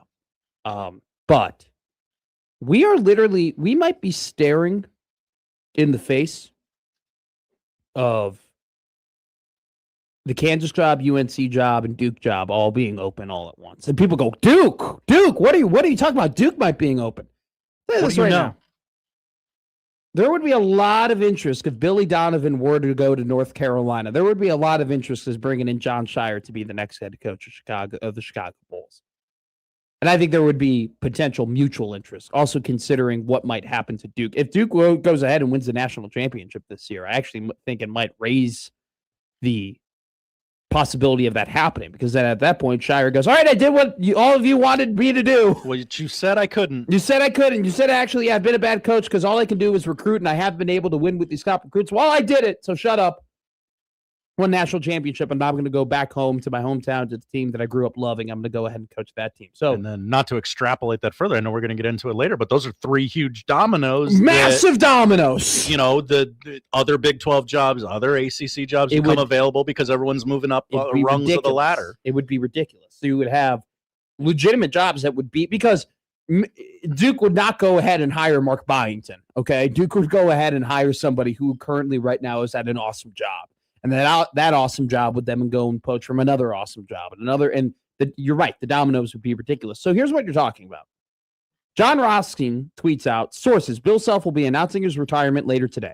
Self will be stepping away from the Jayhawks after 23 season. UNC or Kansas are now open. We sleep in effing May. That is Rothstein's. Didn't need the language, John. Rob Reinhardt, 2 hours before that. Kansas head coach Bill Self is retiring, per sources, after 23 years and 2 national championships with the Jayhawks. The legendary coach decided to call it a career. Scott Chasen tweets out this from the Kansas City Star, which was published at 10:49 on March 25th. This guy, Gary Bedore, writes this. Kansas men's basketball coach Bill Self told the Star on Wednesday morning that the internet reports of an imminent retirement announcement are incorrect. No news, all BS, bad info. Self, Kansas's 23rd year head coach, said in a text message. So conflicting reports. We got a report off, Josh Hodson. We need more media wars. Great. Who should we start a war with? Ooh. I've already tried with Colin Cowherd and J.J. Watt, and they won't. They're cowards. They won't. I feel like I've said so much about Chris Sims. Yeah. That I feel like that would be a perfect opponent for us. Does he know he's dead to us? Because here's what he would say. He'd be like, "Oh, I'm on NBC. You're in Omaha. I'm like a national TV. You're Omaha like greater than NBC. Yeah, and we would like troll him and like really like pester him and annoy him. And all he would be like, "Well, I was a Texas quarterback. Oh, I'm this. I'm so smart. I know more. I've forgotten more about football than you'll ever know." And I go, "You're a dweeb." That would be our war, and it would just piss the crap out of it. I would love to do that. I don't want to feud with Cowherd. You don't. I like Colin. Do you like his writers? His massive staff of writers. Are you jealous that he has writers to craft takes? You know, I'll say something. I don't care. Carl Ravish. I talked to him one time. He was like, "What do you got for me? Like, well, you have any questions?" And I was like, "I'm Carl Ravish. Yeah. You must have a question for me." Well, I was very much this was 3 years ago. I was young reporter who wasn't really in the professional game, but kind of being a little. You knew this is where you wanted to go. Exactly, and I was just trying to make connections and whatnot. And this is actually like 4 years ago. And I very much was giving off the attitude as if I wanted to ask him questions. And I go, "What's your email?" And he goes, "Well, it's real easy. It's my name at ESPN.com. Okay, you got anything, everyone. Has he got anything else? And then he goes, "Hey, I go, how do you do your stats? Like, how do you compile that information? Like, how do you prep? Like, how do you prepare? Like, sometimes I have a tough time, like, finding those, like, top resources." And he goes, "Well, at this level, people do it for you." Like open the window. Yeah. Carl Ravitch doesn't open his own windows. Wait, so he made somebody open his own window at the we got Series? that promo running where Connor injured himself opening the window at the Chuck Box, and I'm doing this in front of Carl Ravish of all people. He immediately shouted, "I'll bet Carl Ravitch doesn't open his own window." So, anyway.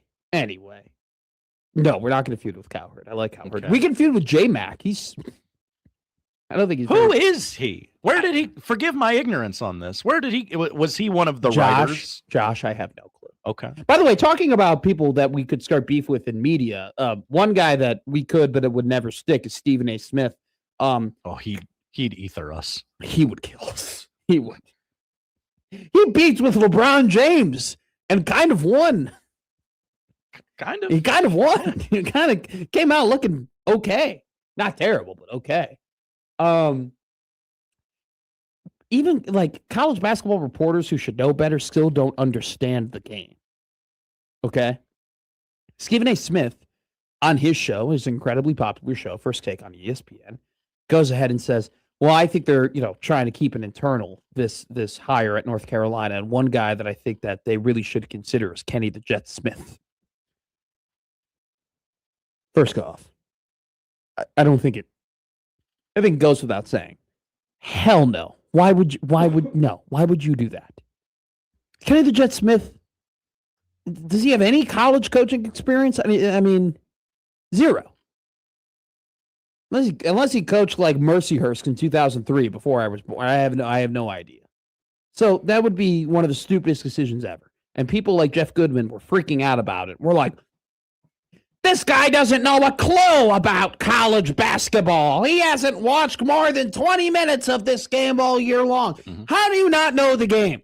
Stephen A. Smith is saying that just so you can freak out about it. Just so you can be like, this guy's an idiot, and we can talk about him on Omaha radio. He's playing the game. So, no. They got a real one of us thing down there in North Carolina. Yeah, we're going to talk about that. It's got to be in alone. Let's talk about it. We know that here. We're going to talk about that. We're going to talk about Hubert Davis. We're going to talk about his firing. We're going to talk about the succession plan. We're going to talk about why it went sour in North Carolina. We're going to talk about the guys that they're potentially going to be hiring for the North Carolina job. Who might be interested? Who isn't interested? Who do you have to say make no? Or say, who do you have to make say no to you? There you go. You gotta make this guy say no. Can you imagine if we applied like that logic to other parts of life? Yeah, Bailey, she's already got a prom date. She's already got a boyfriend. You got to make her say no. But you're an eligible bachelor. You're a pretty good get. People look up to you. You don't have a date. She's got a really, really good situation. But you got to ask her to prom. You got to make her say no. When you were in high school, we're not advocating that Matt McMaster now. Okay. Yeah, I wasn't even talking about me. I was just saying a hypothetical. Sure. For anybody who might be in high school. When you were back in, as Platcat says, oh, she's married? Got to make her say no. Got to make her say no. Yeah. Got to make her say no. Oh, the restaurant says they're full? Well, I got to call and ask and make them say no. Wait. I've done that before.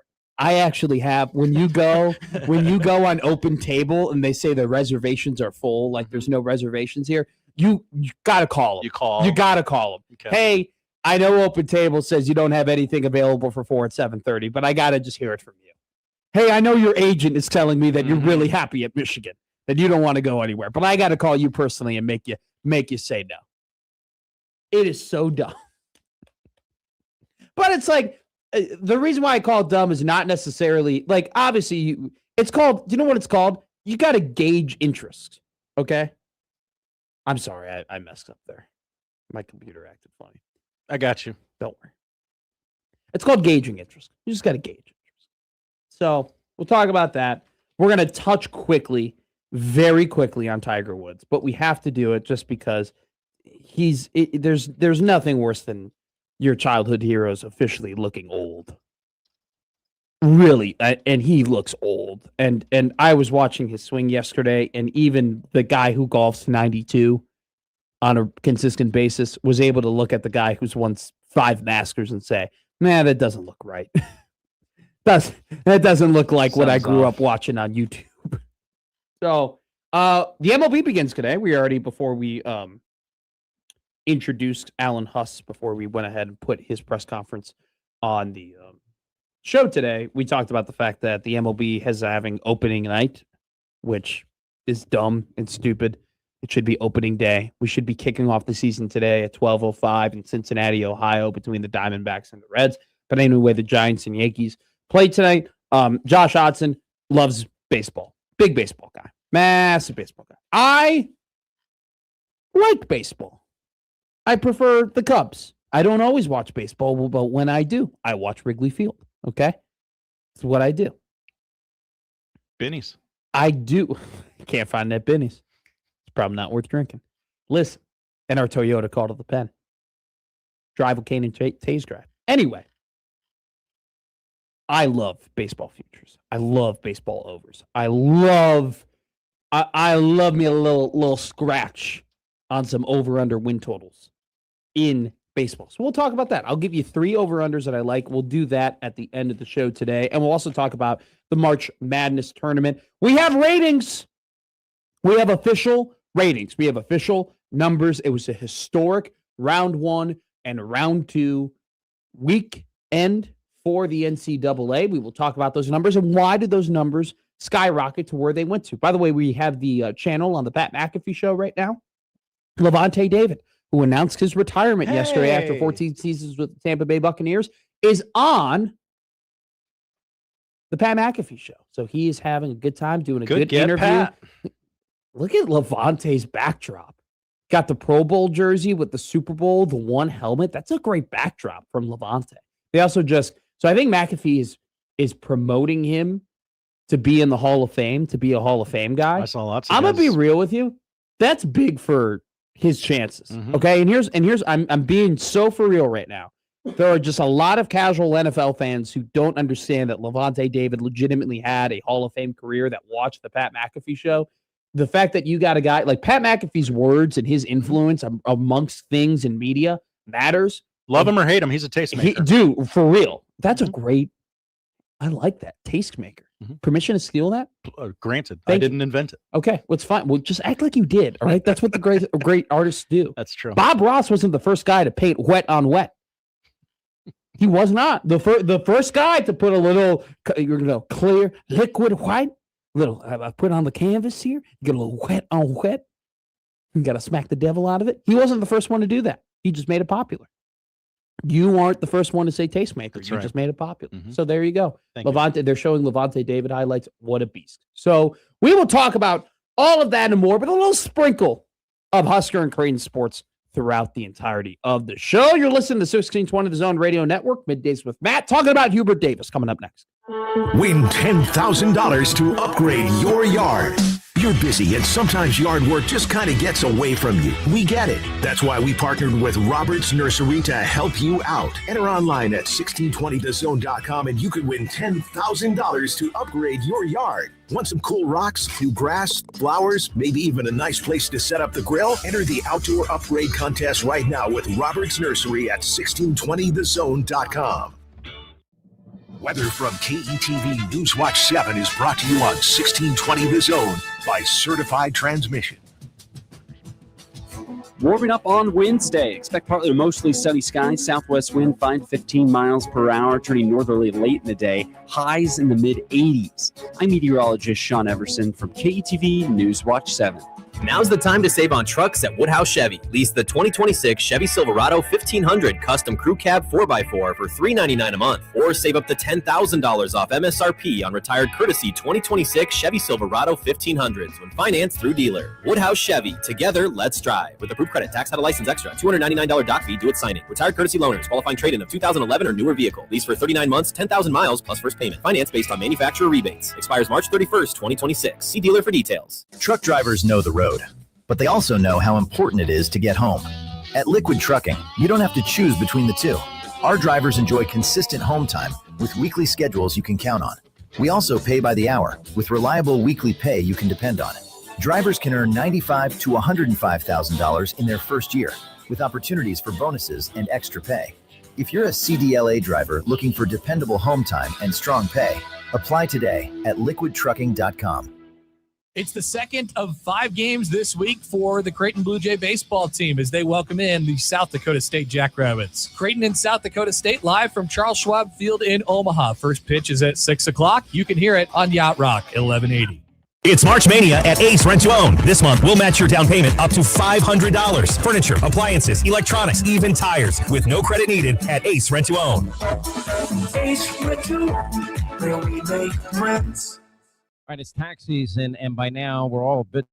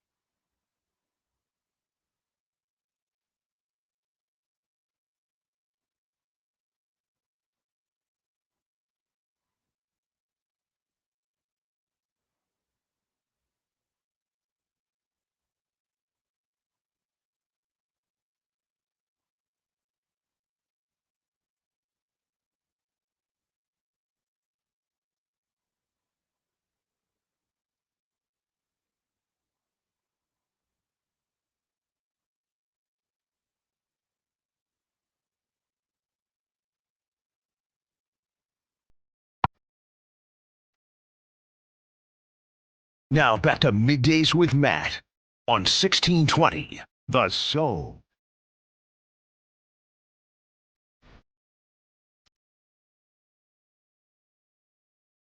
You know how I know football is really taking a back seat to basketball?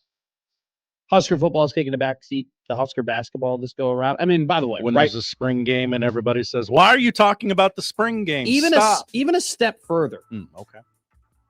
Today is Nebraska football's pro day.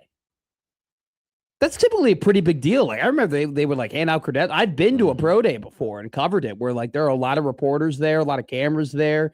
People are taking Emmett run before. Yeah, like everybody's kind of, but it's one of those things where it's still kind of cool. You have all these NFL scouts that come through, right? There's a lot of story opportunities, like especially now, like typically for this. Okay, let's be real here. For the Husker conglomerate, for the Husker media conglomerate. They've never written about basketball this far into March. Like literally ever. We've never gotten this. These are the first times we're writing about Nebraska basketball on March 25th and 26th and 27th because they haven't been here before. And what I mean by that is in terms of writing about their next game, right? And their matchup and how far they can go into the tournament. So typically the pro day is like content galore. You can just get a couple of articles out about it, right? You can write an article about the actual contents of the pro day. Then you can write an article about Emmett's draft stock. Then you can write an article about Deshaun Singleton and his rise and whether or not he's going to get drafted and into, like, you could pull a lot from there. I just found out today they're doing a pro day. And I don't really think, like, I was reading all these Husker Online articles and whatnot. Like, I don't even, was it even on Sean's rundown? I don't even know if it was on Sean's rundown. Look it up. Yeah, it wasn't on Sean Callahan's weekly rundown. It wasn't even mentioned that the Huskers have the pro day today. They only, like, he only mentions that they have the spring game. So the pro day is happening. Tim Verghese is there because Tim's a sicko. And he's taking some pictures. According to Tim, there are 29 NFL teams that are represented at Nebraska's pro day. Tim hits this spot on. So Emmett Johnson and Deshaun Singleton are going to get drafted. Emmett, I haven't seen. Let me look at Emmett's recent mock draft. I think at this point, the chances of him going in round 2 might be a little bit out there, especially after it seems like he kind of got passed up by that Arkansas running back after his really, really good combine. I mean, Emmett wasn't a guy that was going to really blow your socks off at the combine, and his RAS score wasn't the best, especially amongst running backs.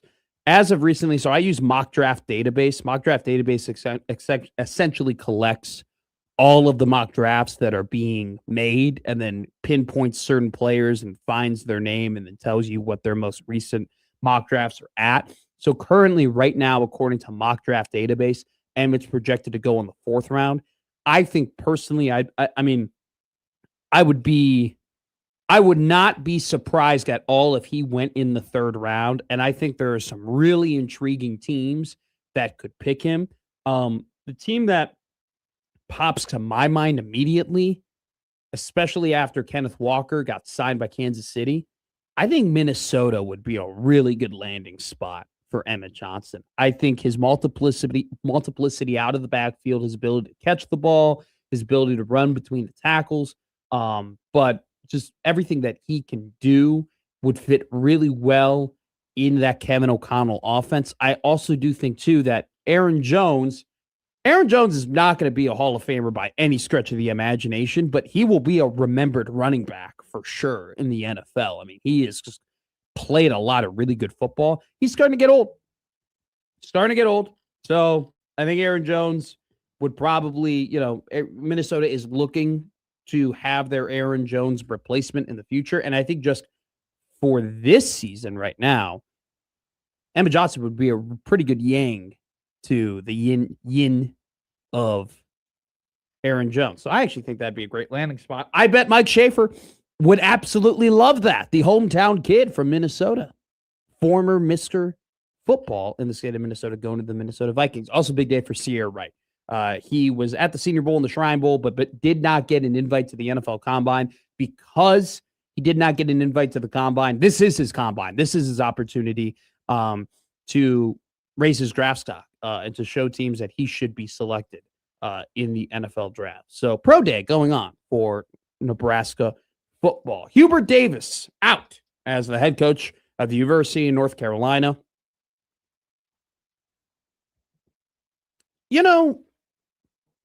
He went to a Final Four, went to a national championship, nearly won the national championship. But it kind of is that unwritten rule that, like, a year or two after you take over for a legendary coach at a legendary program, you don't nearly get as much credit as you would think for the successes you have, because what do we always say, Josh Hodgson? Well, those weren't his guys. We say that. Those weren't his guys. So I went to a Final Four, went to a Sweet 16, but the bottom line is this. He missed the tournament after being preseason ranked number 1 in the country the year after they went to the Final Four. He should have missed the tournament last season. North Carolina should not have been in the NCAA tournament last season. They got in off just because of their brand, and then they ended up losing, and then they lost in the first round this season. Now, were they pretty good with Caleb Wilson? And did he potentially get a sour deal because Wilson got hurt and they ended up having a terrible end to the year? Absolutely. Is it very clear, though, that regardless, I mean, he wasn't living up to the very, very high expectations and standards of North Carolina. And, it's funny. Hubert Davis takes over after a 3-time national championship head coach, coaches for 5 years, has some success that is reflective of the dominance that was before he took over from a different coach, but falters in a way that head coach never really faltered. And the program starts to go in the wrong direction after having such a dominant run.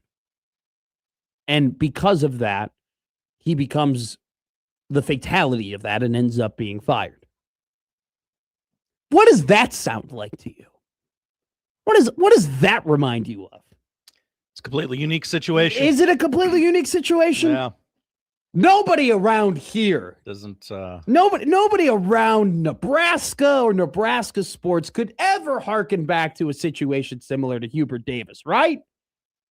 Wrong. Everybody knows I'm being sarcastic. I mean, it's not as creepy. Like, okay, when we compared Indiana basketball to Nebraska football, even I was shocked at how, eerily similar the similarities between the two. Like the fact that they had both been through 4 head coaches in 10 seasons and only had made the postseason 3 times in that 10-year span is a crazy coincidence. Like even the immediate years after Bobby Knight were basically the same for Indiana as it was for Nebraska football after Tom Osborne. Like they had gone through a lot of the same things. This is another situation where it's eerily similar because Davis coached 5 years. His win percentage was 69% during those 5 years. It's 6% less than what Roy Williams was. Roy Williams had a 75% win percentage at his time at North Carolina. Solich, during his 6 seasons at Nebraska, had a 75% win percentage. That win percentage was 8% lower than Tom Osborne's win percentage. I mean, the difference of 2% there, right? I mean, the North Carolina loses or wins 6% less. Nebraska lost or won 8% less under Frank than they did under Tom. And it's just like, hey, this program's going the wrong direction. And then the similarities too, right? The obsession of keeping it within the family, keeping it within the program. North Carolina has that obsession. So does Nebraska. Okay, and I've talked about this before, like being from where I'm from. I'm not from here, right? I'm from Chicago. I've never really heard like that. I've never really been attuned to that until I came to this state, until I started covering this team, right? The want to be like, they got to know what it's like to be a Nebraska Cornhusker. They got to know, they got to be from the Dean Smith tree. They got to know what it's like to be a Tar Heel, right? And now both these teams, after having a legendary head coach that won 3 national championships, go to a succession plan, in-house, longtime assistant. That longtime assistant has success, but not to the level of which they were previously having it. They fire those guys, and then what do? They look for an outside hire. They look for somebody not connected to that tree. We know the story of what happened after Bill Callahan. Be very curious to see what happens at North Carolina. Does it mirror each other? Does North Carolina hire Billy Donovan, who then ends up not living up to those expectations? And then they have to go back to the Carolina coaching tree? And then it's just this process of flipping between a Dean Smith guy and a non-Dean Smith guy? Or does Billy Donovan or whoever they might end up hiring bring North Carolina back to the success that they once were at? We will see. But it was just funny kind of looking at the Hubert Davis situation as a Nebraska Cornhusker grad and learning the history of the football team and being like, I've seen this before. I've seen it. And for North Carolina's sake, I hope it ends up in a different way. Because I don't wish what Nebraska football fans have been through on anybody. Be crazy in 9 years if North Carolina moves to the Big Ten. It's not the right conference for us. We got to go back to the ACC. Even though the ACC is dying, we got to go back. It'd be very, very funny. All right, coming up next, it's lunchtime. The odd news with Josh Hudson coming up.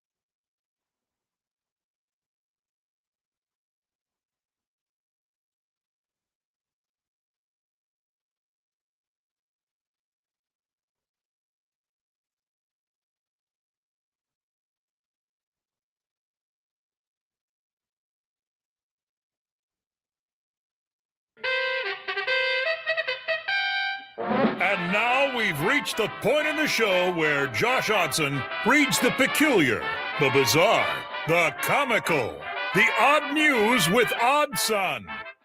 Odd news, Odd Son. See what we did there? The odd news with Odson. Josh Odson, we need a quickie. Let's go. All right. Odd news time. Man in Thurston County, Washington, in jail after being arrested for the 98th time. My God. Why is this person? I'm sorry to assume it's a male. Is it a male? This is a great question. Oh. Yes. Okay. Why is this person still on the streets? Great question. Like, I once you get to like double digits, we should be done. What has he done 98 times to get arrested, Josh Odson? He's done lots of different things over those 98 times. Okay. Yeah. He's not that. He's not a one-trick pony. That's right. Okay. This time, he allegedly led officers on a high-speed chase through Olympia after stealing thousands of dollars from multiple different stores. Deputies say the man and woman with the truck with him were also involved in the theft 3 days prior and were not apprehended. On the night of the man's 98th arrest, deputies spotted the truck heading north on the I-5, and before activating the emergency lights, the truck started to speed off. This proves he's not very good at evading law enforcement. He's being caught 98 You know times. what? I'm going to be real with you. I don't blame this guy.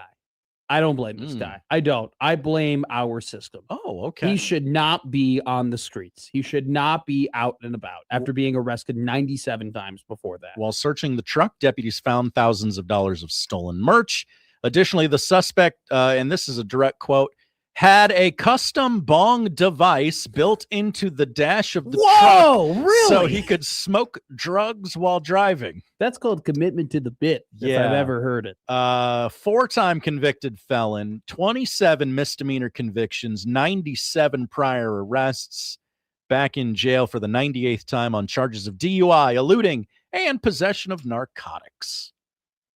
He'll be out in no time. Yep. Jeez. Chance goes, this guy sounds awesome. Great.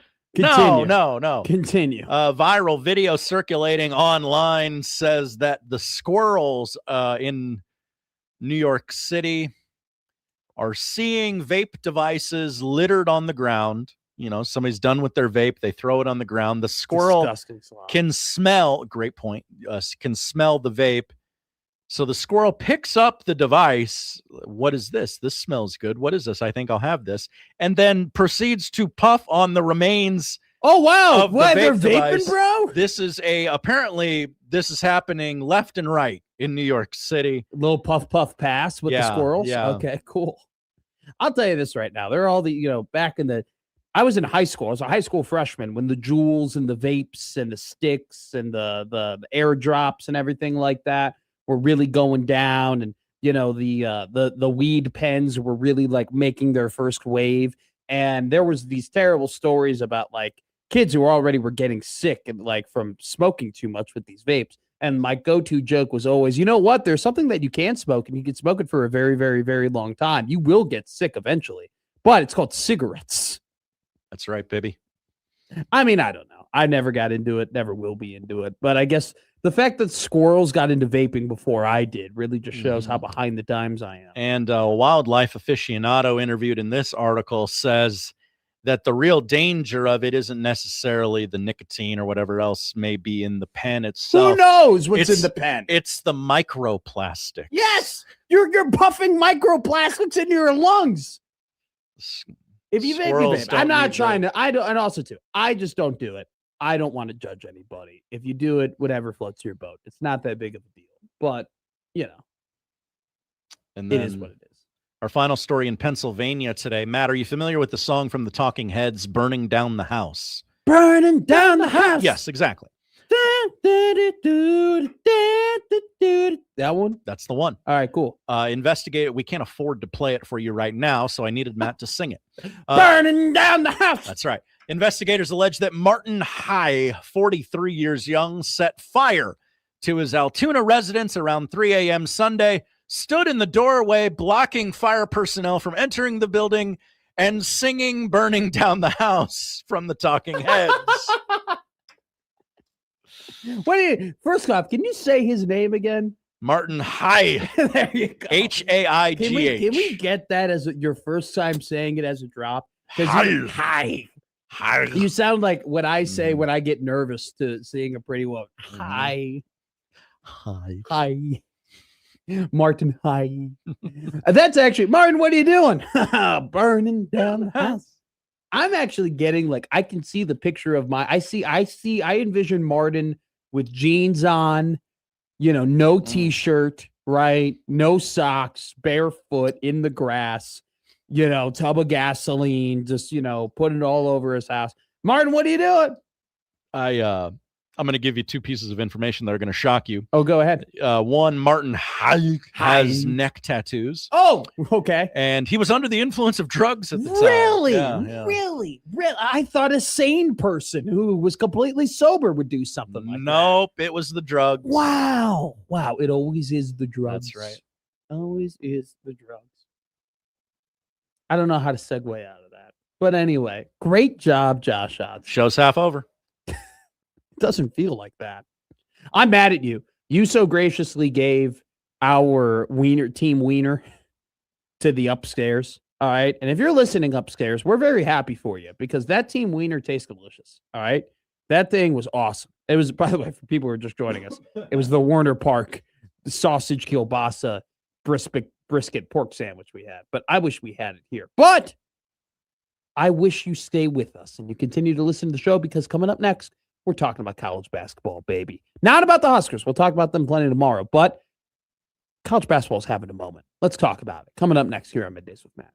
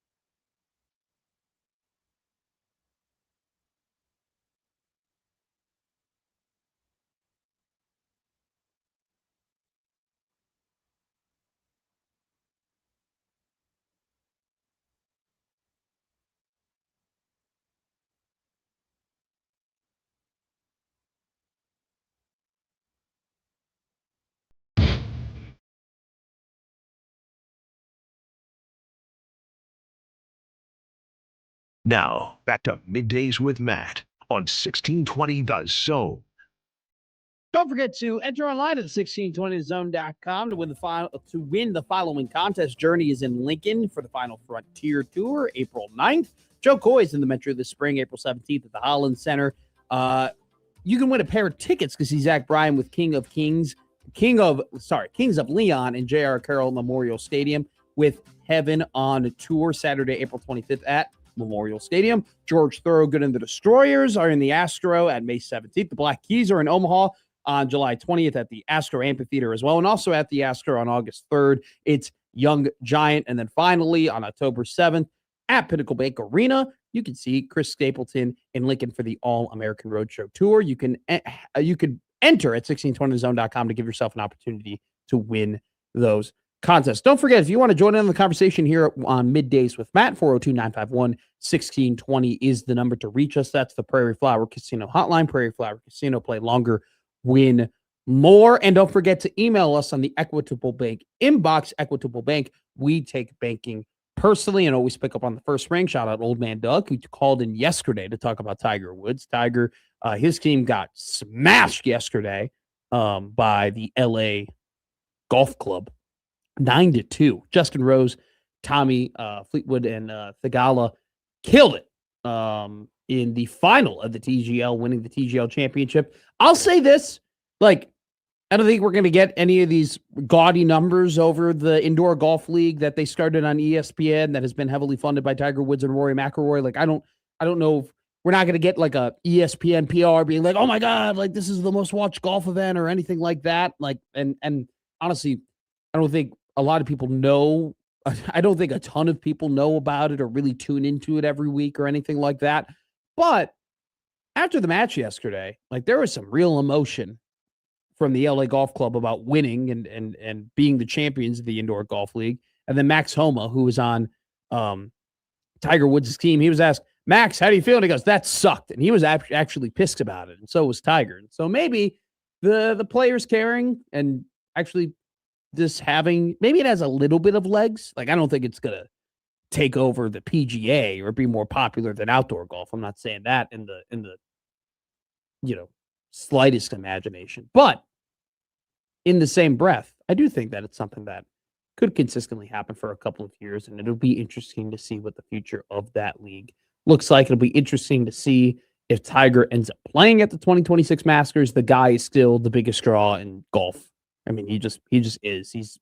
When he's playing, people want to watch, people want to show up, people want to see him play because of what he used to be. But I think it was clear yesterday that's exactly what it is. It's what he used to be. And after having all those back surgeries, his swing definitely has become a lot more arm based. He's kind of more flipping toward the golf ball instead of driving toward the golf ball, just because his back hurts and he's protecting it. And I don't know if you can swing the club at the same velocity and ferocity that he used to, considering the fact that he's an old man now.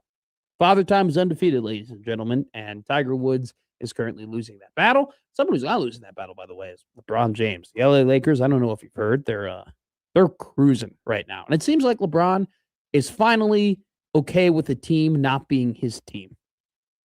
LeBron James is the third option of the LA Lakers. They've been winning a lot of games recently, and he's totally okay with it. So look out.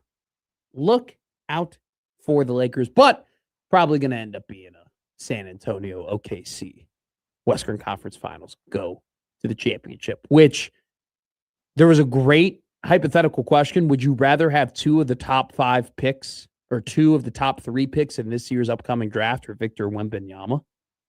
I'm taking Wemby every day of the week. He already is, at the end of this season, I think we're going to look at him as the top 5 player in the NBA. And I think in 2 more seasons, he's going to be the undisputed best player in the league. And those damn San Antonio Spurs are going to have him forever. And it sucks. Those damn They can't keep getting away with this. Yes, thank you, Josh. It's ridiculous. So we'll go to Twitter. Don't forget to tweet at the Zone Twitter feed, which is sponsored by our great friends at Liquid Trucking, at Matt McMedia, at producer Josh. John Walker has some tweets. John Walker, our friend, actually did get on the Zone today. He was supposed to, typically he interviews with us at 11 o'clock. But we're going to give him the day off just because he did an interview with us on Monday. He might come on tomorrow. He gave us that option, so we will see. But he was at the press conference, asked a couple of questions. He has some quotes from Greg McDermott. Let's read all of these. John tweets, Greg McDermott asked about the process that led to his decision, said it happened over a long period of time. McDermott said, obviously you don't hire a coach in waiting unless you're thinking about it. I just felt it's time. McDermott continued when he was asked about his basketball future. Greg said, I don't know. There will probably be some opportunities, but I just want to sit back, catch my breath a little bit, get my golf game in order, and then decide if there's something I want to do. McDermott continued on that quote. So John tweeted out that quote, and then he quote tweeted it with another quote from Greg about his basketball future. Greg McDermott said, I'm going to take a step back for now. I don't think anybody, never say never, but I'm comfortable if I never coach again. I'm in a really good spot. Could very well be a potential for an operations role for Greg McDermott in basketball. I wouldn't be surprised if he, has some sort of hands in a basketball program, whether it be Creighton, whether it not be, whether it be someone else. He's a basketball guy. He's coached a very, very long time. I think it's pretty clear that he's done, being a head coach. But if he becomes some sort of advisor to some basketball program in the future, I don't think anybody would be overly shocked by it. At the same time, based on his words, I don't think anybody would be shocked either if he just said, all right, this is it. I'm going to enjoy retirement. He should. He's coached a very long time. He's an incredibly successful head coach. He elevated a program that a lot of people already thought was at the height of where it could get, and he brought them to new heights and took a program that when he started was in the Missouri Valley Conference, and by the end of his tenure, they are at the top of a power conference. It's impressive stuff, and there's a reason why he's one of the most respected and heralded coaches in the country. So congratulations to Mac, and congratulations to Coach Huss, who did talk about, there was another quote that John had that I can't find here, but he talked about how they're going to have a little bit more disruptive defense under him at Creighton, which, like I said, Huss made it very clear that they're going to keep the bones and foundation of the program the same. It's going to be a character-building, culture-driven culture that is going to let it fly on offense, that is going to play with pace, that is going to have elite shooters. But at the same time, he's going to have some of the elements that are unique to him that allowed High Point to reach a high point in their basketball program by winning 56 games in 2 seasons and laying the foundation he helped lay for them to go ahead and win an NCAA tournament game this season against Wisconsin, which is one of the very few upsets that we truly had in the bracket. So that is kind of your Creighton basketball update. A little update we got earlier in the show. We were reading a John Rothstein tweet. I want to shout out our friend Coach Bo Woodard, who let us know fake Rothstein. But the rumors are out there that Bill Self potentially will be retiring from Kansas, no longer being the head coach. On the kansascity.com, it was established that Bill Self, in a text message to one of the writers in an article, said all of the rumors about an imminent retirement is BS. Now, keyword here, imminent. He still potentially could retire. Like, that's still on the table. But in terms of it being for sure cemented in stone, it's going to happen. He called that bad sourcing. So we will see what occurs there.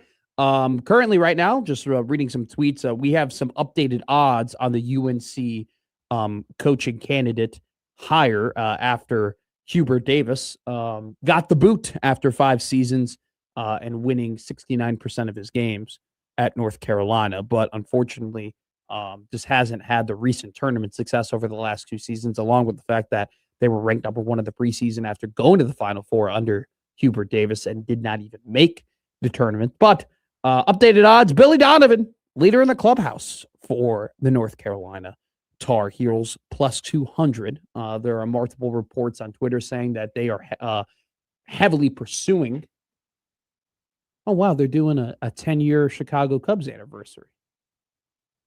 Wow, the Lovable Reunion. It's a new podcast with the 2016 Cubs, bringing in all the different guys who are part of the team.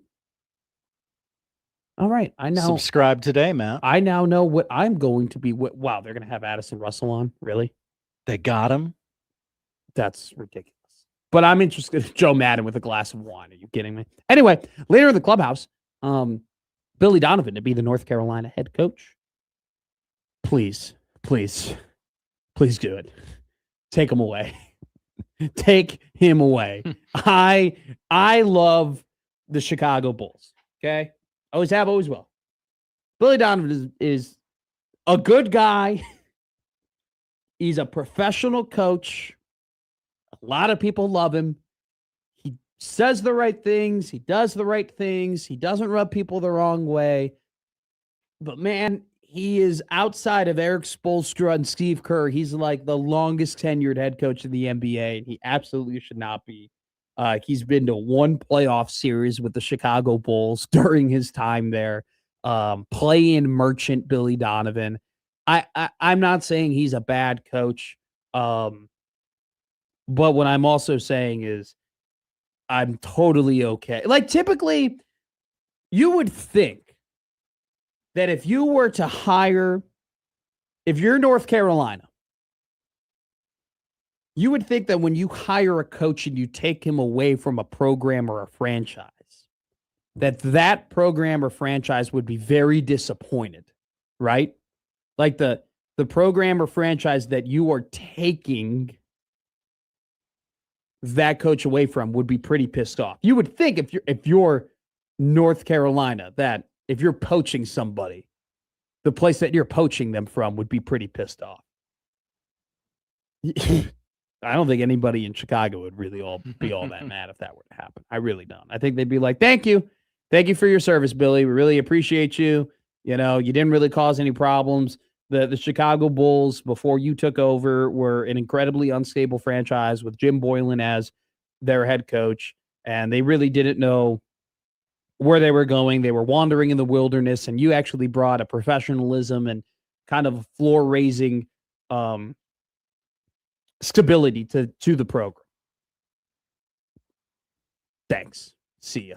I mean, he's 224 and 247 in his career in Chicago. Okay. They've been to the playoffs once where they've won one playoff game in 6 years under Billy Donovan. Okay. They haven't had a winning season in Chicago since 2022. Okay. Billy Donovan has been to the playoffs twice in his last 7 years as a head coach. Billy Donovan hasn't coached in college basketball since 2015. Now, granted, the year before he went to a Final Four. But it would be a very interesting hire to hire a guy whose greatest success was in an era that is completely different now than it was then. The North Carolina head coaching job, or just college basketball in general, was completely different in 2014 than it was today in 2026. And I'm not saying that it would be a terrible hire or anything like that. Like, I'm not saying that it would fail. I think Billy Donovan is a fine head coach. He's, like I mentioned before, he's a very well-liked guy. Okay. It's one of those things where also too, you cannot deny the insane amount of success that he had at Florida. I mean, the guy made 4 Final Fours. He won 2 NCAA championships in back-to-back seasons with one of the more memorable programs and rosters that we've seen in college basketball history. The guy is a stud when it came to coaching college basketball. All I'm just going to say, though, is that was a very different time. Very, very, very, very different time. And it would be very interesting to me that they would select a head coach to lead the program to the heights that they once were at, while he really hasn't had success and really been given that opportunity to have success in this new era of college basketball. If that's their first choice, that would be interesting. That'd be very, very interesting to me. We have some commentary in the YouTube chat. So Billy Donovan is Matt Rule. I mean, I think Billy Donovan had a hell of a lot more success than Matt Rule did. I mean, Billy Donovan went to 4 Final Fours and 2 national championships. Matt Rule went to a Big 12 conference championship game and lost, but it's same thing. Yeah, no, not at all. Not in the slightest. Not even remotely close. So We'll see what North Carolina does. I mentioned before, I mean, the dominoes that could potentially fall in college basketball this season with how we're seeing things roll could be the most turmoil we've seen. Seriously, the most turmoil we've seen maybe in the history of college basketball, because we have the potential for North Carolina to be open. We have the potential for Kansas for Bill Self to retire and the Kansas job be open, which I've seen. Like, I don't have a read. I don't have any sources or anything like that in Lawrence, but like there are a lot of people who are on Jayhawk Twitter who are kind of voicing their opinions on who they would like to hire. Obviously, and I think the guy who should be number one on everybody's board, if you are hiring right now, is Tommy Lloyd, right? I mean, we're all talking about Brad Stevens this and Brad Stevens that, and you got to make Brad Stevens say no. And I understand that. Brad Stevens, his run at Butler was historic. Do you know who has won more games in a 5-season stretch than Tommy Lloyd or than Brad Stevens? Tommy Lloyd. Okay. And I'll tell you this right now. We're talking about teams who looked the best at the tournament. I think Arizona was one of the teams that was wildly impressive, because that Utah State team that they played was a good team this season. And the way that Utah State played, they would have won a lot. They would have beaten a lot of teams in the NCAA tournament. And Arizona has kind of that perfect combination of skill, but also the size and physicality to compete with teams like Michigan, Illinois, Duke, and Houston. And so Tommy Lloyd very well could be on his way to winning a national championship this year with the squad that he's put together. If you're Kansas, I mean, if you're any team really who is worth a damn, your first call to me goes to Tommy Lloyd. But a lot of Kansas Jayhawk Twitter accounts, do you know who they have on their list? Ben McCollum. I'm telling you, man. Sure, everybody's going to want that guy in the Midwest. Yeah, I think Ben McCollum at Kansas would make a hell of a lot more sense than Ben McCollum at North Carolina. I think that goes without saying. And I will stick to this. I will stick to it. That guy is going to be a blue blood head coach one day, without a doubt. He will coach at Kentucky. He will coach at Kansas. He will coach at Duke. He will coach at North Carolina. He will coach some sort of blue blood program. I guarantee it. That's how good of a coach he is. And the Huskers are going to have to defeat that coach tomorrow in Houston. People are already making their trip down to Houston. Kelvin Sampson, that smug son of a gun, he got off of the he got off the bus today to the team hotel. Do you know what he said to the cameras walking off the bus? Nice flight. But I was talking to you about the turmoil that potentially can happen in the NCAA with these coaching changes. If Billy Donovan ends up going to North Carolina, the Bulls' first call is going to be to the former Glenbrook North Class AA state champion, to the former McDonald's All-American, to the man that they called White Mike. They're going to call John Shire. All right, they're going to call the former 2006 Illinois Mr. Basketball, and they're going to be like, John, how about the opportunity to coach the team you grew up loving? How about the opportunity to coach the Chicago Bulls? And I don't know, like, don't get me wrong. You tell me, Matt, life or death, who would you rather coach, Duke or the Chicago Bulls? Do you know who I'm telling you? Duke, every day of the week. Duke. Every day. Same time, though, if Duke ends up winning the national championship this year and he accomplishes what he was set out to accomplish, I could totally see him going, you know what? I'm going to go back home, Glenbrook North, Glenbrook, that area. It's only about a 25, 30-minute drive away from the United Center. GBN, a mainstay of just kind of north, kind of Chicagoland, North Chicago suburb, prep sports. I could see him doing it. Because of I mean, say what you want about like the Bulls, and they've only ever made 4 good decisions, one of them being drafting Michael Jordan. It still means a lot to the people who grew up there. And I could see a guy like that wanting that job if he thinks he's accomplished what he can accomplish over at Duke. I'm telling you right now, though, the Duke job is way better than the Bulls job, because the Duke job, you don't have to deal with Jerry Reinsdorf. Plain and simple. So Let's go to the text line. 429511620 is the number to text into and to call. It's the Prairie Flower Casino hotline. Prairie Flower Casino, play longer, win more. Tommy. Hi, text in. Tommy. All the reasons Matt just gave on why the Chicago Bulls head coach wouldn't be good in college anymore made me think about Matt Rule and maybe what we should have thought when we hired him. Here's the difference, Tommy.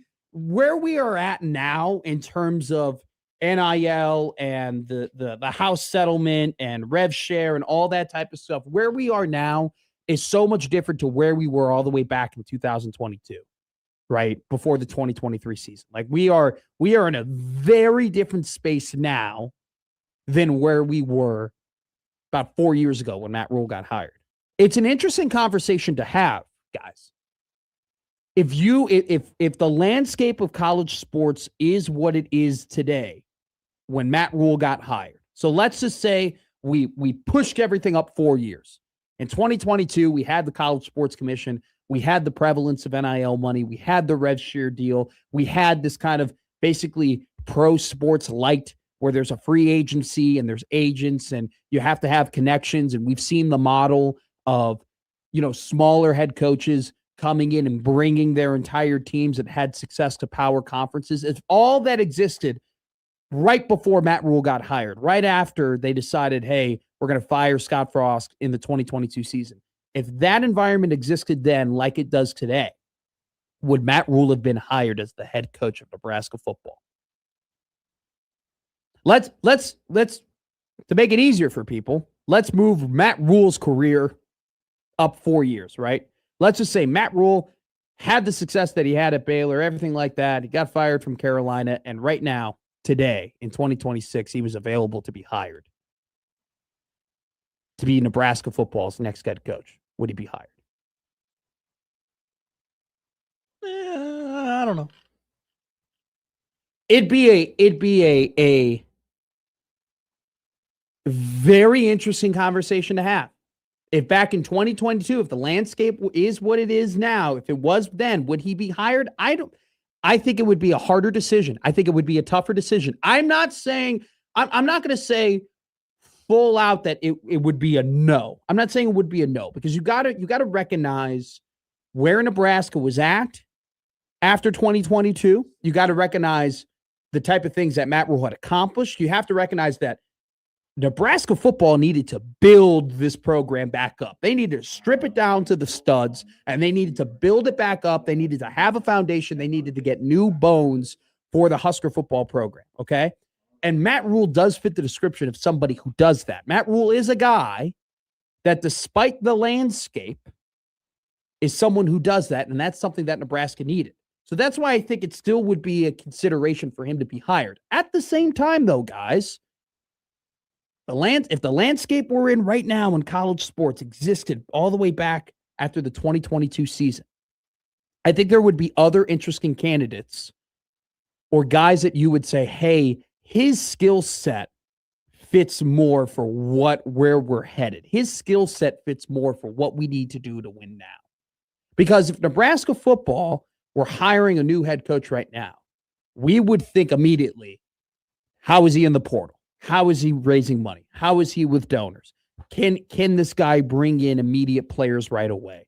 Can we become a winner? Can we have a quick turnaround, right? Quick turnarounds before the NIL era, before the rev share era, was much harder to accomplish. Much harder to accomplish. That's the one thing that NIL and all this stuff has it's bred an ecosystem and where you can bring in a head coach and immediately in a year you can be competitive, and in 2 years you can win a national championship.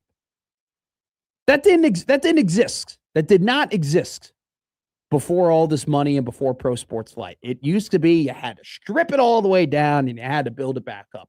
And we were still living in an era where that was something that people thought was successful, and it still can be successful. There's no doubt that it can be successful the way that Matt Rule is doing it. I think you can find success in college football with a college football program the way that Matt Rule is trying to build this program. But it's an interesting conversation to have. If the landscape existed the same way it does now, all the way then, would he have been hired? I think it would have been a tougher decision. We'll take some texts and tweets or anything like that and emails. on that discussion.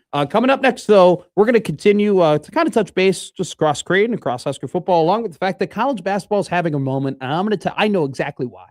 I know exactly why college basketball is setting record numbers. We're going to talk about that next here on Middays with Matt on the 1620 The Zone Radio Network.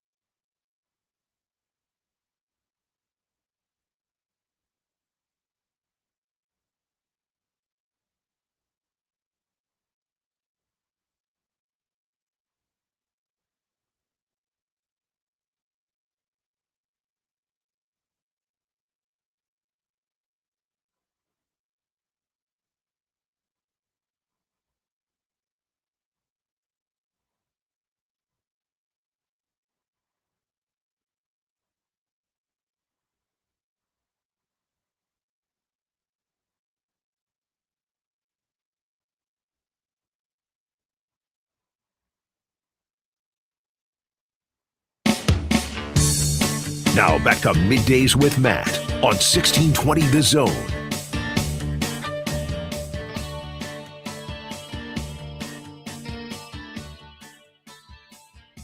We got a tweet in. Well, he didn't tweet at me, but I'm going to read the tweet here. Oh, okay. From Jeff Goodman. Hi, Jeff Goodman. You know what? Some people are there's a lot of mixed emotions about Jeff Goodman. There are some college basketball people that don't really like him. Okay. I'm one of the college basketball people that I actually appreciate some of the information that he gives. One ACC coach told Jeff Goodman this about Hubert Davis's departure from North Carolina. The quote reads, "I had really hoped he was the coach forever. No one in the ACC was scared of him. I'm worried that they hire someone really good now because if you get a big-time guy at UNC, they could be right there with Duke again."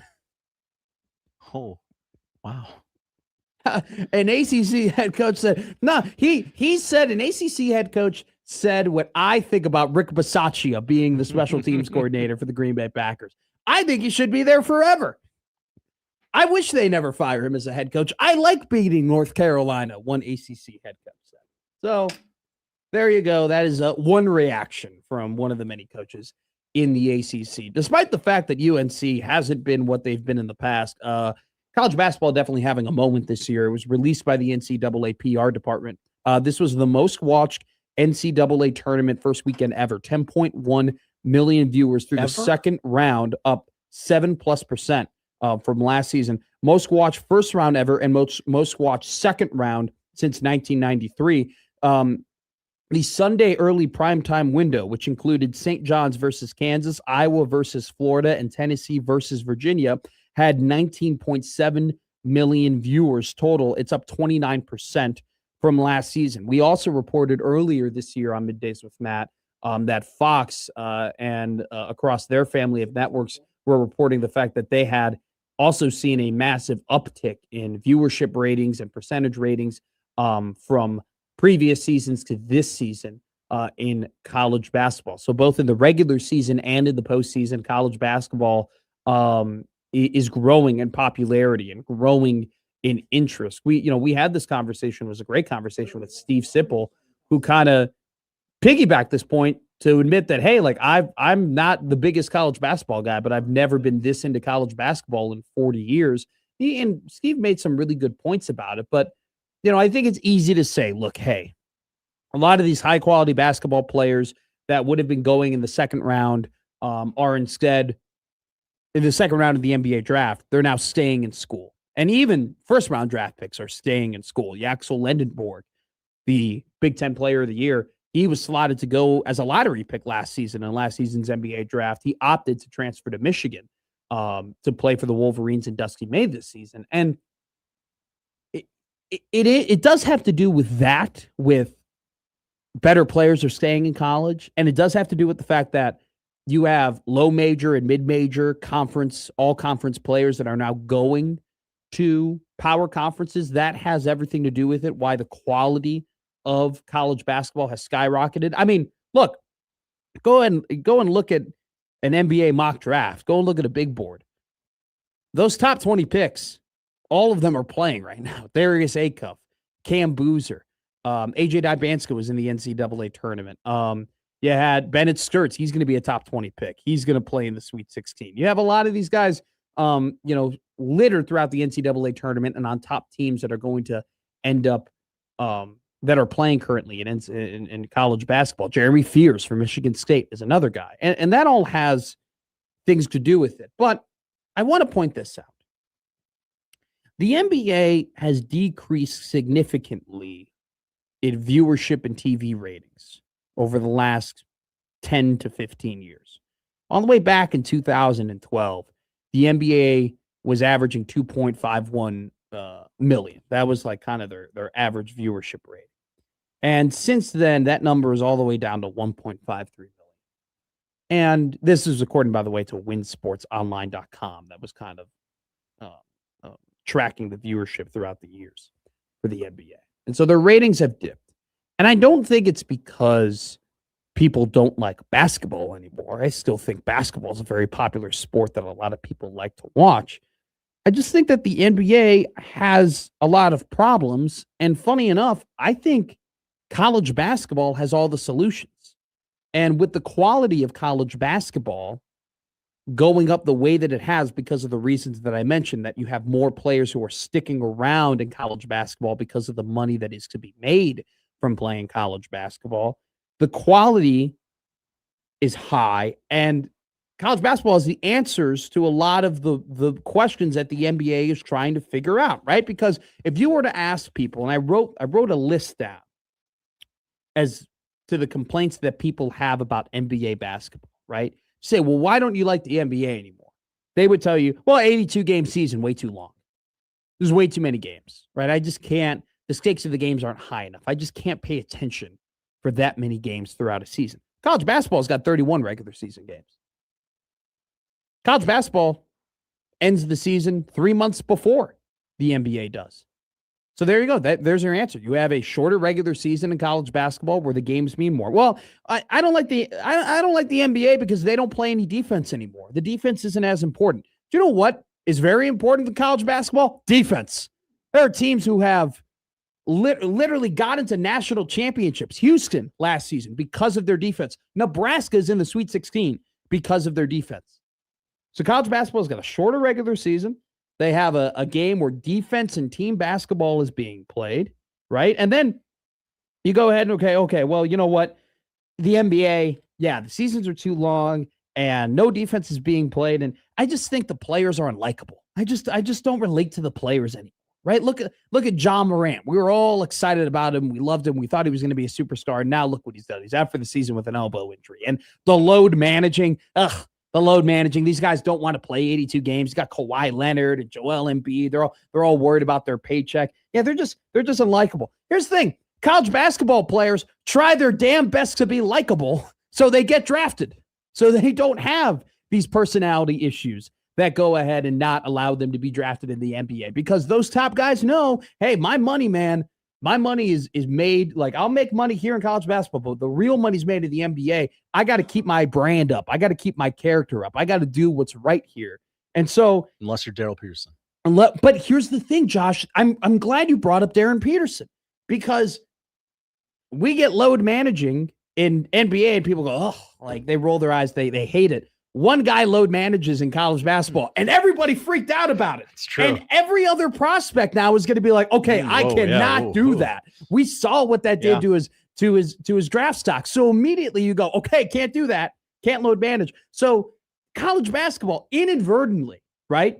They've raised the quality of play because of NIL and the money that's around, right? The players are better. The teams are better.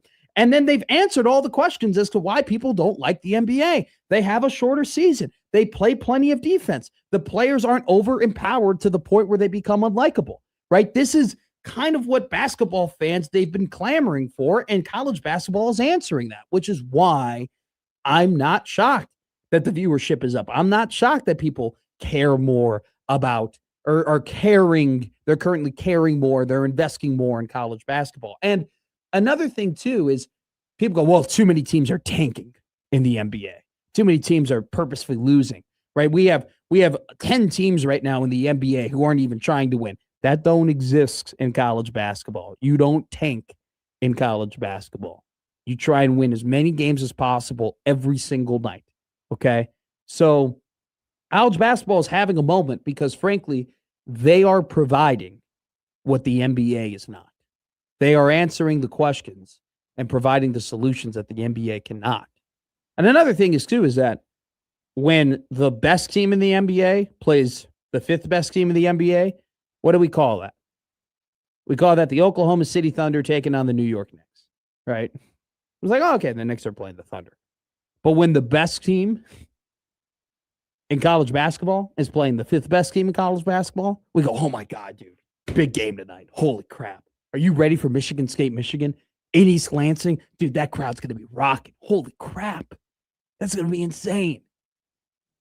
All right, so there's another difference as well. So college basketball is having a moment. They're growing. More and more people care about it. The ratings are being reflective of that, and the media coverage is being reflective of that. And I think it's great for the game, and I love it. Love college basketball. Love the year that they've had this season. Hey, don't forget, 1 o'clock, we're having a Wacky Guest. We're back in action. Wacky Guest Wednesday, the best segment in all of Omaha sports radio. Josh Odson has booked a guest that I have no idea who they are. And we're going to talk to that guest. We're going to have fun with that guest. They're going to come on at 1 o'clock. Don't miss it. Middays with Matt. Keeping it rolling here on the 1620 The Zone Radio Network.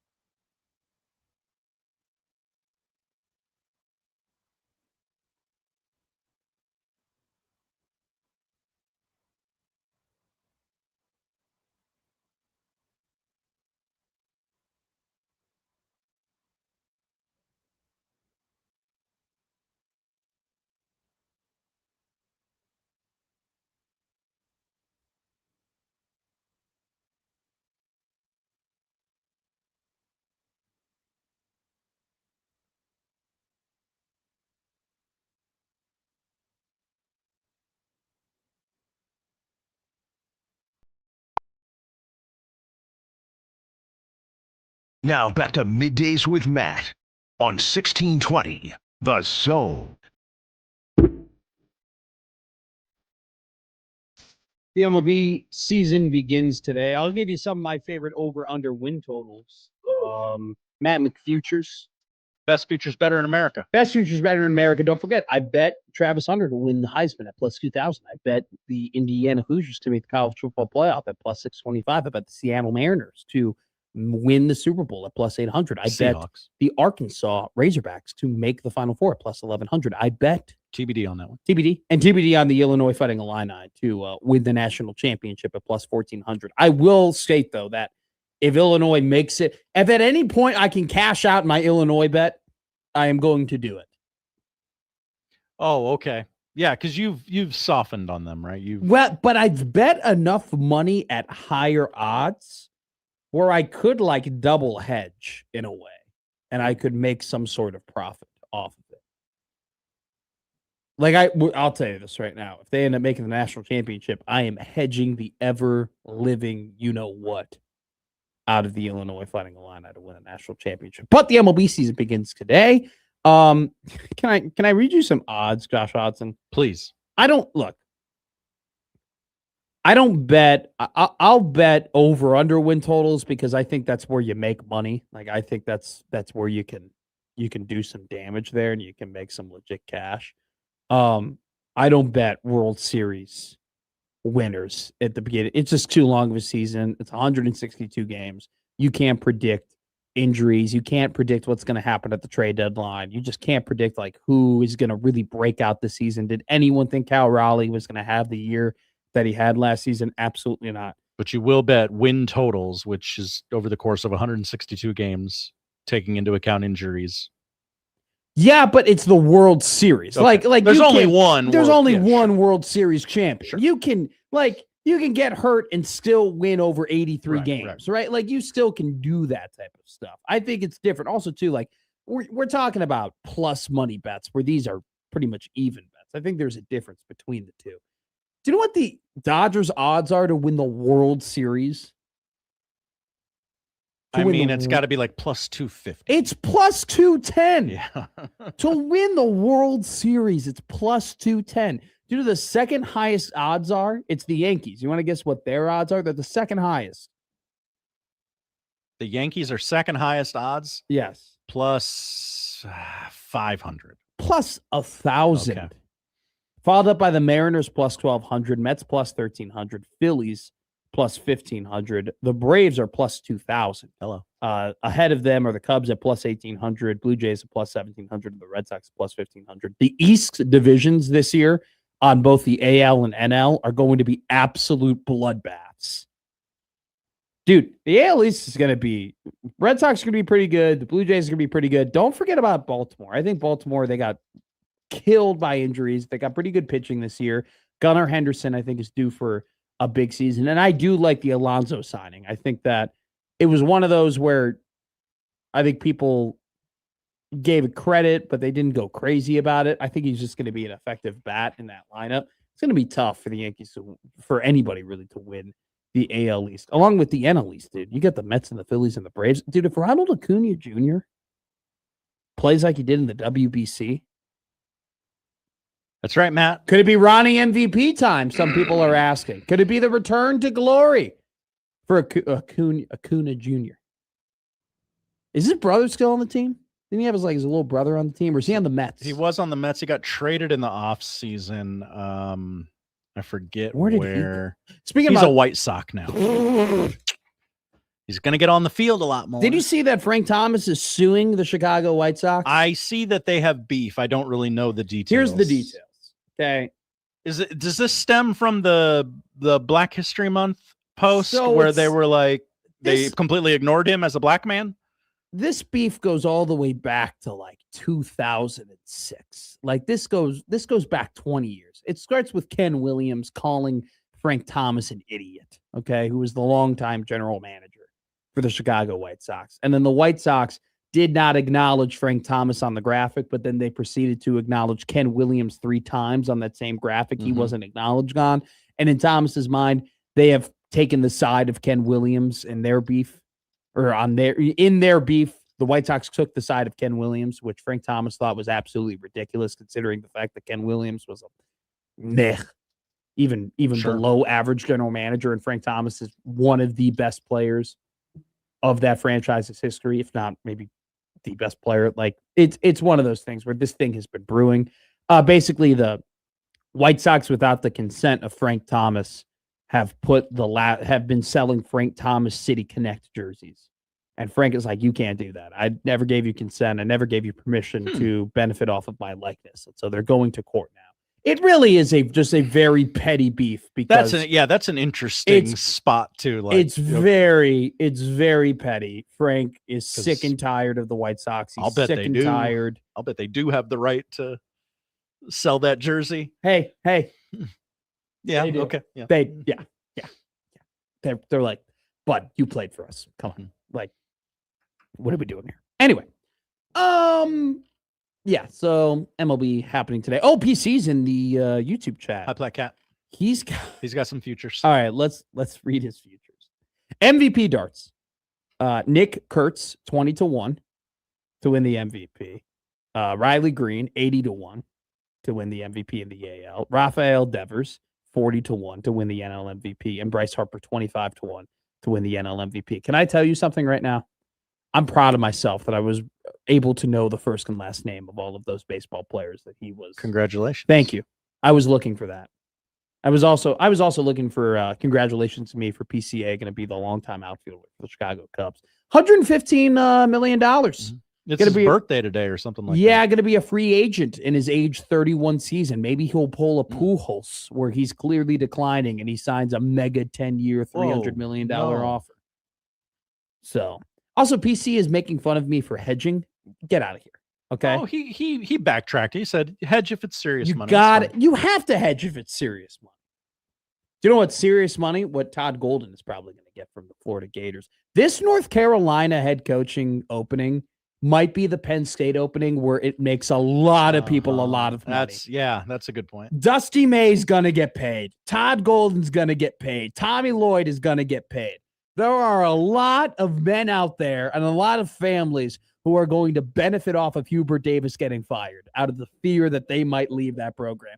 Congratulations to those men. Congratulations to this show, because coming up next is the best segment in all of Omaha Sports Radio. Josh Odson. It's been too long. It's been like 2 weeks since we've done this. Wacky Guest Wednesday. Coming up next here on the 1620 The Zone Radio Network, you're listening to Middays with Matt.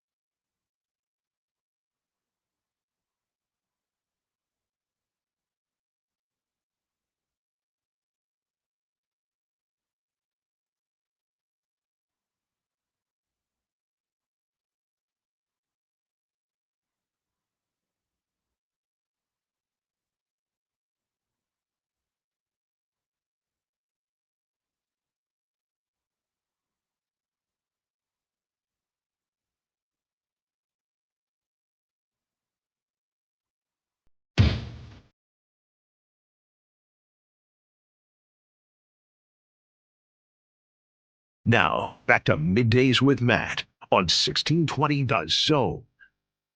It has been a while, but the return of the best segment in all of Omaha sports radio. It's Wacky Guest Wednesday. Josh Hodson, who do we have on today? Well, in light of today's Alan Huss introductory press conference, this week's story, one of the bigger stories, Creighton transitioning coaches, I wanted to bring in someone who would be called an expert in that field, just kind of trying to cover the news of the day sporadically throughout the show.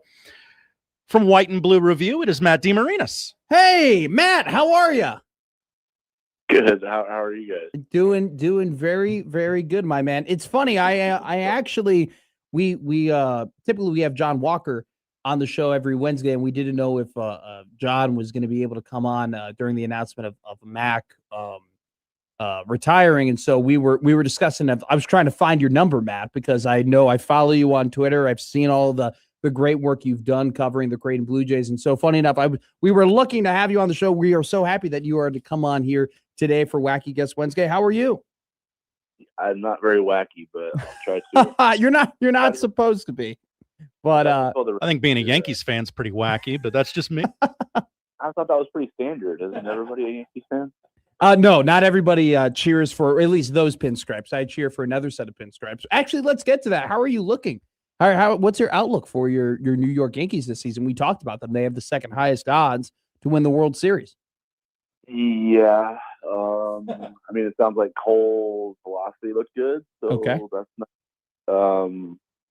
I drafted Cam Schlittler in my fantasy draft last night, so I'm pumped about him. I definitely think the pitching staff the starting staff will be a strength for sure. Are you over the moon that Gleyber Torres is still no longer on your roster? I thought he was okay in Detroit last year. I wouldn't have minded having him back. I think I don't know. I think they have a good squad. I don't think they're going to win the World Series. Yeah. So. Do you think you'll win your division? It's going to be a tough division this year. Boston looks like they're kind of revamped. Toronto's spent a ton of money. You think the Orioles could have a bounce back season after winning 75 games last year? Do you like your chances to win the East? I think it'll come down to how healthy they can stay. Honestly, can Judge play 140 plus? Can the pitching staff stay intact? Can Cole get back by mid to late May? That kind of thing. So that's what it'll depend on, I guess. That's where my outlook on the Yankees for this year is. What were your takeaways today from Alan Huss and his introductory press conference and some of the things that he touched on, talking about what Mac accomplished, but also talking about some of the aspects that will be different about his program? What were your takeaways there? Most of it resonated pretty strongly with me because, kind of my introduction to Creighton basketball sort of overlaps with his, honestly. I was born in 1985, so my introduction to Creighton hoops was in the Rick Johnson era. So I started at the low point, and so I've seen ground zero and basically what it's been. And his introduction was, at the very beginning of the Altman era. I think he was maybe the second recruiting cycle, if I'm not mistaken. Because he graduated with Ryan Sears and Ben Walker, I believe. Mm-hmm. So just all the things he touched on in terms of, his lived experiences and how he learned about what kind of, I don't want to be too melodramatic, but kind of the magic of Creighton, if you will, just kind of what makes the place what it is, beyond just, the style of basketball they've played and, the memories of the wins and the losses, kind of like who the people are in that university and what's kind of built the foundation of what we see now. All of that stuff kind of resonated pretty strongly with me because I lived all of that as well, through a different vantage point, obviously, than his. Like, he was a player and an assistant coach and now a head coach, obviously. But, yeah, I've seen different different points of view on it, but all of that is, it kind of tapped into the memory bank of my experiences in watching Creighton become what it has become in the college basketball landscape. So I was glad he kind of went that direction with his press conference, because I think it does a couple things. One, obviously you get a good sense of what that place meant to him as, someone who kind of came of age, right? Those formative years, like you're leaving high school, you're leaving your family, you're kind of on your own for the first time. So he touched on some anecdotal experiences in terms of what that was like, and, dealing with adversity and also some highs. And then, you just kind of,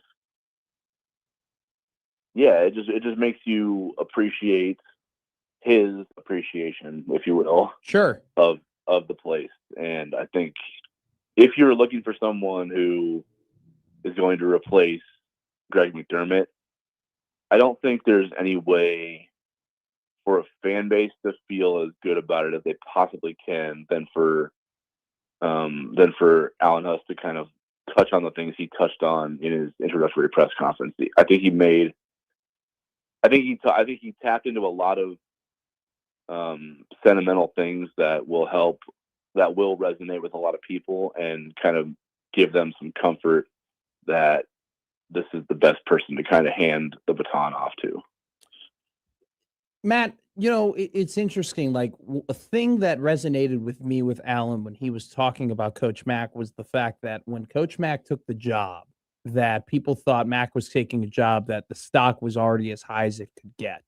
Right? He used the term, you're buying that stock super high, and that Creighton they were a Missouri Valley Conference team that could make the NCAA tournament and win a game, but that's just what they're going to be. You can't really elevate that. And Mack did that. Mack did exactly that. And they made 3 Sweet 16s in 4 years towards the tail end of his tenure as the Creighton men's basketball head coach. Do you think we kind of look at this situation kind of the same? Like, do you think that there's a segment of people who look at Creighton right now and say, what is elevating that program? What does that look like for Alan Huss? There's no way he can do that. Do you think that those kind of narratives are very similar to where Mack took over and where Alan is taking, or Coach Huss is taking over? Yeah, I mean, I think to a certain degree they are, because anytime you go through a change, there's always there's always something in your mind that's like, okay, what's the pathway where this goes really wrong? And, it's like that quote from The Office, where he's like, I wish you knew you were in the good old days before you're sure. Before they left you. Gone. Yeah. Yeah. Sorry to be corny there, but that was just that's kind of what I think a lot of people are kind of going through right now, especially if you're a Creighton fan, because I think I've referred to it a lot, the past handful of years, that it's kind of like the golden era of Creighton athletics right now, because you looked at what Kirsten Bernthal Booth did with the volleyball program and the trajectory she put that on before she handed it off, and you've seen what Creighton women's basketball has done and the highs they've attained under Flan, who's, I don't think I'm speaking out of turn here to say he's closer to the end of his career than he is the beginning of it. You've transitioned now from Ed Service to Mark Kingston in baseball. Like, there's a lot of changes happening to coaches that have been running programs at Creighton for multiple decades. So there's a little bit of the angst that gets left there, because you're like, okay, is this as good as it gets, or sure? And are we like, is the downturn coming now, or is it, like you said, is it a thing where Mack takes over from Dana under the pretense that you're just going to be a mid-pack Valley team now, and you're not going to kind of compete at the same level you did before, and that's what it is going forward? Or do new doors open that you never thought you could even unlock? And that's the other thing that Huss kind of touched on in his introductory press conference today, if you will, is that, when Mac took over, if you had mapped out these 16 years saying this is what the McDermott era is going to look like post Altman, I think you would be in a very, very, very, very small minority and probably like laughed out of most rooms. It just like the things that Greg McDermott attained in his time as the head coach are just like, they were all the unimaginable goals that Creighton had, but never really like got a taste of. Yeah. And they just became normal. Like, I watched as this year went by where this season clearly didn't go according to plan in multiple facets. And it's like, you watch, you listen to people's reactions and, you kind of interact with them and see how they're feeling about it. And it's like, gosh, could you imagine a conversation like that 15 years ago where it's like, sure. Like, oh my goodness, like the sky is falling to the point where, they're competing in like top half of the Big East and it's a down year after Sweet 16s and Elite Eights and dreaming of Final Fours and things like that. It just wasn't part of the conversation during the Altman era. Like back then, the plateau they never could reach was just getting to the second weekend and having Creighton be part of a national conversation, to the point now where like Creighton is constantly part of a national conversation. Yeah. They're beating number 1 ranked teams, top 5 teams every single year, top 10 teams every single year. They're, in conversations for top talent in the country. Like the conversation around Creighton has changed so much in the MAC era that it wasn't even part of the conversation before him. And now with Huss taking over, he's experienced all of that transformation organically. He did it. He was there as a player with Altman in the very beginning when they were first starting to crack through and win Missouri Valley Conference tournament titles and, make the NCAA tournament kind of a minimum bar, if you will. And then he left, comes back as a coach. And I'm old enough to remember when Greg McDermott hired him as an assistant, a lot of kind of angst with from the fan base was like, well, can he recruit at this level? Like, he doesn't really have much experience. There were a lot of those questions going on in terms of, what he could bring to the university and the basketball program when he was first hired. And then all of a sudden he becomes indispensable to the point where Illinois tried to hire him away as a lead assistant. Yeah. And no one wanted him to go. He ends up staying. There's jubilation that, Creighton has their ace recruiter still in the fold. He finally gets a head coaching job. He turns High Point into a wagon.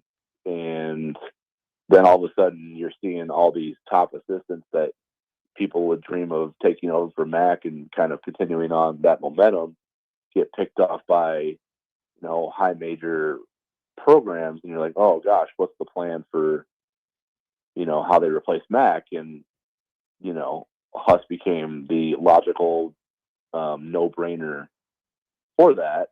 And now here it is. So I don't think I think everything he said today hit the nail on the head. It hit home with everything a Creighton fan would want to hear, I believe. And as this season was, and as hard as it was to go through, especially when what some of the guys were going through behind the scenes, I think today's probably it is bittersweet because the McDermott era is coming to an end, but it's also a day for celebration in some regard because it is a man who has experienced the kind of the uprising of Creighton basketball that's going to be taking it over. When Max says in his, and I don't think it was televised, but he talked to the media afterward. He kind of said he was getting questions about, what does your basketball future look like? Is this really it? Are you going to do anything? And he responds by saying, hey, never say never. I know there's going to be opportunities and interest from teams, or programs around the country, but for now I'm going to work on my golf game. What do you make of those comments, and what do you think that means for Mac? Do you think it means that he'll be interested in coaching in the future, or is it more so an operations or maybe a behind the scenes type deal, whether it be with the Blue Jays or or any other programs across the country. I don't think, knowing him how I know him, I don't think operational stuff is something that appeals to him. I think it would be coaching only. Like, I think that's something that he every year, it became kind of a funny joke because I would ask him every year, like, how many years do you have left? And I usually would, ask him like, around August or September or something like that. And he's just like, whenever you ask him, then he's always at a real high point because he said he always told me that going through those first month of the season before the games actually start is his favorite time of the year because he just gets to coach. It's not about anything else but coaching and getting your team ready to play a season. So I think I think that love of teaching is never going to go away for him, which is why he's not going to pin himself into a corner by saying he's never going to coach again. Because I think the itch will always be there just because he's done it for so long and he enjoyed the basic aspect of teaching and helping people get better at something. So yeah, I think that's why the door will be open. Okay. If you're asking me right now to like put, does he coach ever again? I would say no. Okay. Because the other part of what he said in that scrum was not untrue either. It was that, he said he went to Arizona after the loss to Seton Hall in the Big East tournament and spent 4 or 5 days there by himself, and kind of the serenity of not having to, talk to agents or parents or recruits and not have to kind of build a roster all over again. Felt good. Yeah. So like, at the moment, there's not a way for him to have the best of both worlds where he gets to coach and, teach and be around the game without that component being involved right now, just the way the kind of the game is shaped. So it'll always be something where he wants to do it, but there's too much that he doesn't enjoy doing as much anymore that would make it easier for him to just kind of rest on his laurels and accept what his resume has been and celebrate that and just enjoy the rest of his days on the golf course. Matt DeMarinis, thank you so much for joining Middays with Matt for the first time. Nothing wacky about you, my friend. We appreciate your insights and everything you provided us here about how you view the current situation at Creighton with Alan Huss being the new head coach and Greg McDermott retiring. We also appreciate your insight and analysis of the New York Yankees. I will make sure to bet the under. That's what you're telling me? Bet the under for total wins this season, Matt? Is that what you're saying? I think you can bet the over or okay. right around it. I just don't think the World Series odds are what you can go ahead and fade. Absolutely. Matt, thank you so much. We will definitely have you on in the future to talk more Creighton Blue Jays with you. If you would love to come back on as a non-wacky guest, because a regular guest Thursday or something like that. But we'll figure it out. Thank you so much, Matt. Sounds good. Thanks, Matt. Thanks, Josh. See you guys. See ya. Matt on Matt talking on Middays with Matt. How about that? Little worked out perfectly. Little Matt Q, if you will. Just remember, if you were listening to that, you might be interested in hearing Coach Greg McDermott on Unsportsmanlike Conduct today at 4:00. New Creighton head basketball coach Alan Huss on Happer and Schaefer tomorrow morning at 9. And we want to announce. Well, look, we're not announcing it. I'm just going to read a tweet on the Liquid Trucking Zone Twitter feed from Connor Happer. Connor Happer, I know him. Yes, do you? Yes, of course you know him. He's your ex. All right. I won the breakup though. Clearly, I don't have to wake up at 4 a.m. Oh, I thought you were gonna say like because I'm hot or I'm good looking or I'm funny or anything like that. Just because you don't have to wake up early anymore. I never did. That's a good point. Connor tweets, Creighton fans who are joining me in Vegas for the Crown. My friends at Circus Sports are throwing a party as always. Join us at the Crown Town Fan Fest at Stadium Swim on April 3rd at local noon, or noon local time. So that would be Pacific time. So that would be what, like 2 p.m. here, 2 p.m. Central, 12 p.m. Pacific. If you're coming down for the weekend, stay at Circa. You'll love it. That's what Connor Happer tweets. So, hey, fun little thing Connor Happer's doing with Circus Sports over for the Crown. It's a Crown Town in Vegas. So Alan Huss, he's going to be the head coach at the Crown? No.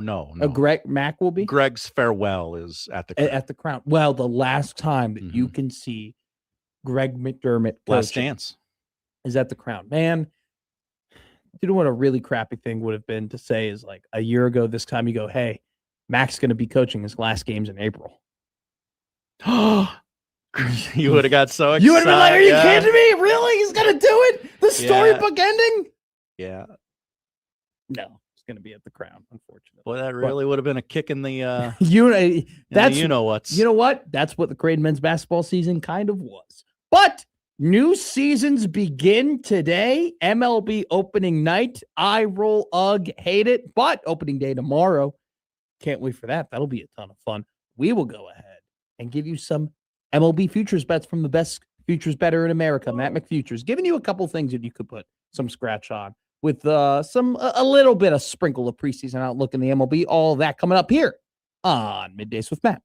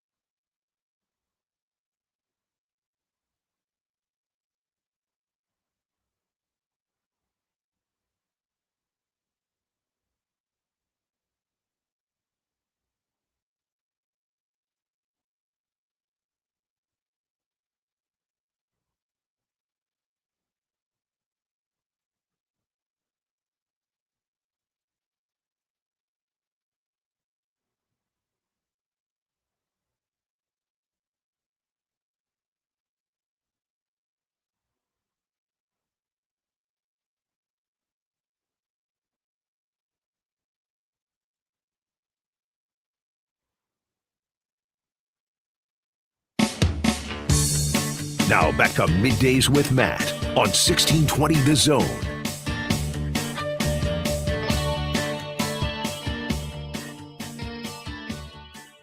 Opening night for the MLB, 7 o'clock on Netflix. Giants versus Yankees. How you feeling about your Braves? Wish the rotation was healthier. Excited about the lineup's potential. Might need to score 12 runs every night. Are you worried about Sale at all? He's actually the one I'm not worried about. Okay, fair enough. God, I feel bad for. I can't believe I'm saying this, by the way, but I kind of feel bad for Red Sox fans, if I'm being honest. I mean, the guy, for the final 3 years of his career in Boston, could never stay healthy. He goes to Atlanta, wins a Cy Young, and he did what? He fractured his ribs, right, last year. Yeah.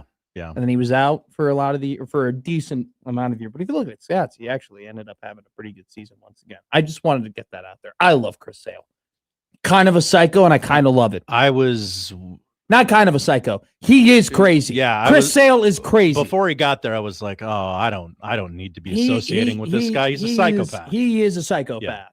But he's kind of like, if you have him and you've come to learn this, he's your psychopath. Exactly. You know what I'm saying? Just like Dennis Rodman getting inducted in the WWE Hall of Fame.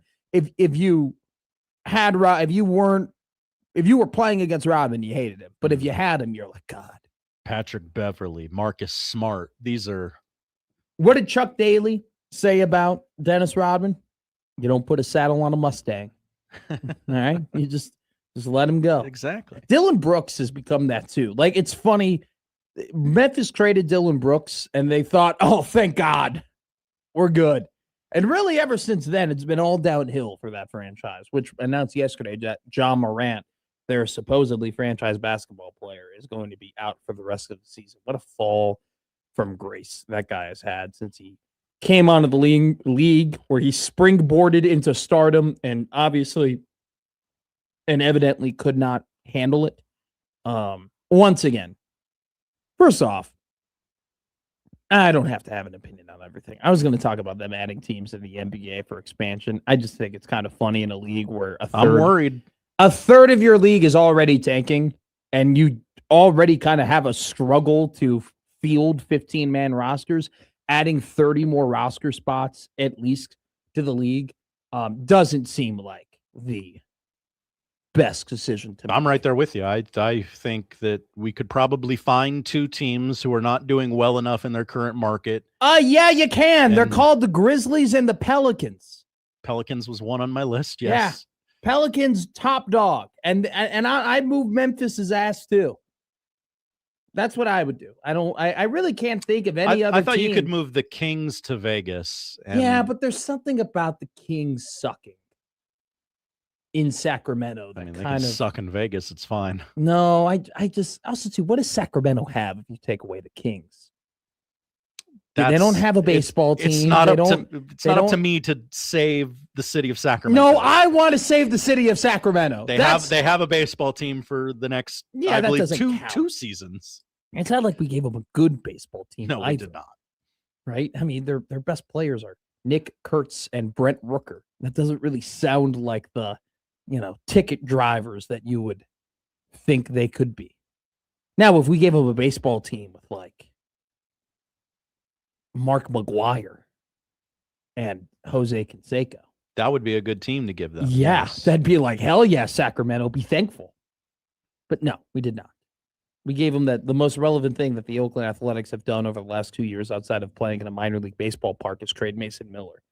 So, anyway. They did that. People forget. People do forget. You can watch him tonight. Yes, you can. I believe. You think he's going to... Potentially. You think he's going to pitch? I would be surprised if a Mason Miller situation came about tonight. I joined a fantasy baseball league. Possible. I joined a fantasy baseball league to be more involved in baseball this season. Just kind of keep your brain sharp about it. Yeah, just to kind of be around. I'm not embarrassed to admit, I kind of found out who Logan Webb was. Starting pitcher tonight. He's awesome. I drafted him on my team. I'm like, this guy, how have I gone? Good get, Matt. I was like, how have I gone so long without knowing who this dude is? He's a stud. He's pitched 630 innings in the last 3 seasons. Let's see how Tony manages him tonight. Okay, so that's my over, by the way. Giants over 82.5. Ooh. I like the Giants this year. A lot of people do. This is a baseball take. I understand, and this is not me being smart, by the way. I've read this. Like Oracle Park isn't great for Rafael Devers in terms of like where he hits the ball and where a lot of his power comes from in terms from across the park. But I really do like. I like Logan Webb. I like some of the guys that they, reading about the guys that they have in the starting rotation. You got your Skremski in the outfield. You got Matt Chapman. You have Devers. You just got some quality power bats. I think Vitello is going to go ahead and he's going to give them a boost this season. I think he's going to bring the energy. I think they're excited about what baseball could potentially look like in San Francisco. If you go to the sports line projections, if you look at I like Sportsline. They're like a betting website, and they basically do win projections. They're projecting the Giants to win 87 games this season. Their over/under is at 82.5. You're not a Pacoda guy? No, I'm really not. It's okay if you're not. Can I be honest with you? I like the projections that tell me what I want to hear. Okay. Okay. Sure. We all do, right? If we go to Pacoda, they project San Francisco to be at 82.4. That's the thing about, all these Pacoda projections are probably going to be right at the Vegas line. Like Tampa Bay is at 76.5. They're actually projected to have 83 wins this season. The problem with Tampa Bay is they're starting off pretty banged up this year. So Gavin Lux was supposed to play for them. He's out with shoulder tightness. One of their top guys in the rotation, he's also out. So we'll see what happens if the Tampa Bay Rays can get off to a good start. Here's another one that I like. So I like the Giants over 82.5. Like some of the bats that they have. I like Logan Webb. Think he's a stud. I like Vitello. Think that he's going to bring that team some energy. They're projected to win 87 games according to a website that I like. I hate this team from a personal perspective. I'll give you a hot take. Okay. Because there are Cubs fans that are listening to this. Sure. If you were to ask older Cubs fans, right? John Bishop, who your rival is, okay? They would tell you. Who is your biggest rival? They would tell you the Cardinals. They would say the Cardinals. If you were to ask a kid my age, if you're asking a kid from the ages of 15 to 28. Are you going to say the Brewers? It's the Brewers. Whoa. I hate the Brewers more than I hate the Cardinals. And growing up there and talking to the people that I talk to and knowing the kids that I know, they feel the same way. Is this like a Nebraska, Oklahoma? I respect the Cardinals. No, I hate the Cardinals. Okay. I can't stand the Cardinals. Okay. I don't, but you got to recognize that over a lot of my lifetime, the Cardinals have just kicked our ass. Even when we were good, there wasn't really that long of a period where the Cubs were really killing the Cardinals either, where it's 2015, the Cardinals still, now we beat them in the NLDS in 2015, but the Cardinals still won 103 games that season. Okay. They were still top dog in the NL Central. In 2016, we didn't really have a problem with them, but then even back in 2019, they knocked us out of the playoffs with how badly they killed us in the regular season. And then we've been on this kind of weird standpoint where now the Cardinals are bad and when the Cubs are good again, we don't have to beat them. We have to beat the Brewers. And the last couple of seasons when it was Craig Counsell, who's now the manager of the Cubs, that adds to the fire, by the way. Craig would just, we were like, oh, it's our year to win the division. And then Craig would just win 92 games with the team with the best pitching. You're like, what the hell's going on? And the last 2 seasons that happened as well. With Pat Murphy and with this Brewers team that knocked the Cubs out of the playoffs last year in Milwaukee. I hate the Brewers. I can't stand the Brewers. A lot of the kids who are my age feel the same way. Sure. I think that is the new era biggest Cubs rival for kids my age. I think we hate the Brewers more than we hate the Cardinals. The Cardinals are projected to have 84.5 wins. Absolutely not. The Cardinals are projected to be a minor league team this year. The Brewers are projected to have 84.5 wins. They are going to go over that number. They are.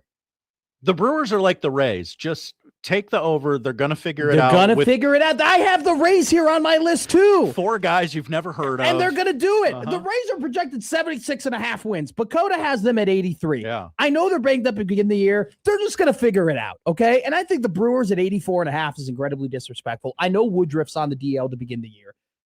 They still got Miz. William Contreras and Gary Sanchez is a pretty solid 1-2 behind the plate. Andrew Vaughn found new life. He became the guy that everybody thought he would be when he was drafted out of the White Sox. They got this cat named Jake Bowers, who's another big prospect for him, who had an awesome spring training. Bryce Terang, you saw how important he was to that team during the World Baseball Classic. If you want to then add on to the fact that they have a pretty solid outfield, there's a lot of depth, and then you got Christian Yelich, who's coming off of having an 800 OPS season at the DH spot. And then, you got to trust that just the Brewers are going to have a really good bullpen with Miz and Woodruff leading the way in terms of starting pitching. It's one of those things where they found their stride last season. They cruised to, I think they won 97 games last year, if I'm not mistaken. I mean, they were absolutely insane in the NL. I think they're going to do the same thing this year. So I'm going to have Brewers over 84.5, Giants over 82.5, and the Rays over 76.5. I think I saw some projection the Rays would finish last in the AL East, but with like a 500 record. I'm going to be real with you. It's not like I'm not going to act like I know anything about the Rays. I just saw that they're projected to finish under 500. I go, that's dumb. That's stupid. Exactly. I'm going to bet over that. That's just what that organization does. The Giants and Brewers, I did some actual research. One, because I've watched the Brewers play a lot in my life. And then I like Tony V. And I like some of the bats they got for the Giants. And I think Logan Webb's a stud. Do you know who's a stud? Josh Hodson. He's going to tell us what to watch tonight here on the 1620 The Zone Radio Network.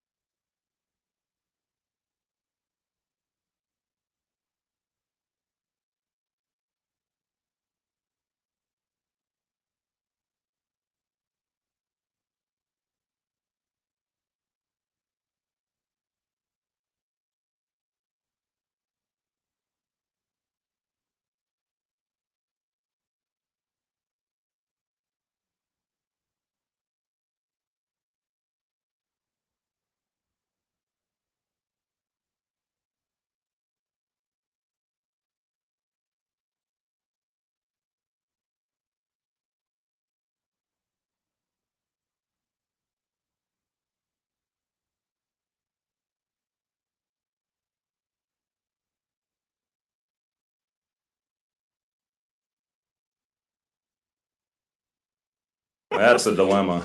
Middays with Matt.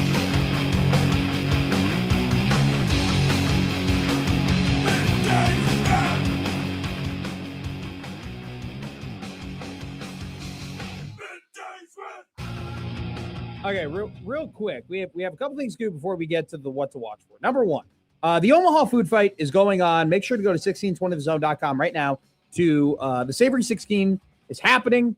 The field will once again cut in half as third round of voting ends on Wednesday, March 25th. Go to 16. That's today. It is today. So go and vote for your favorite contestants and move on to the Edible 8. And we also want to tell you about the Zone's half-off deal at Betty Ray's Ice Cream, where bold flavors and innovation meets tradition. From scoops and shakes to sundaes and Sammy's, every treat is crafted with locally sourced ingredients and served in a fresh homemade waffle cone or a bowl of your choice. Located at Exarban at 63rd and Center or 156th and Dodge. Get $50 gift vouchers for only $25 starting at 9 a.m. at 1620thezone.com. Real quick, before we get to what to watch, someone texted in from the 310. Hi, 310. How can you hate the Cardinals? You got to respect them. Let me tell you something, 310. I don't gotta do anything, okay?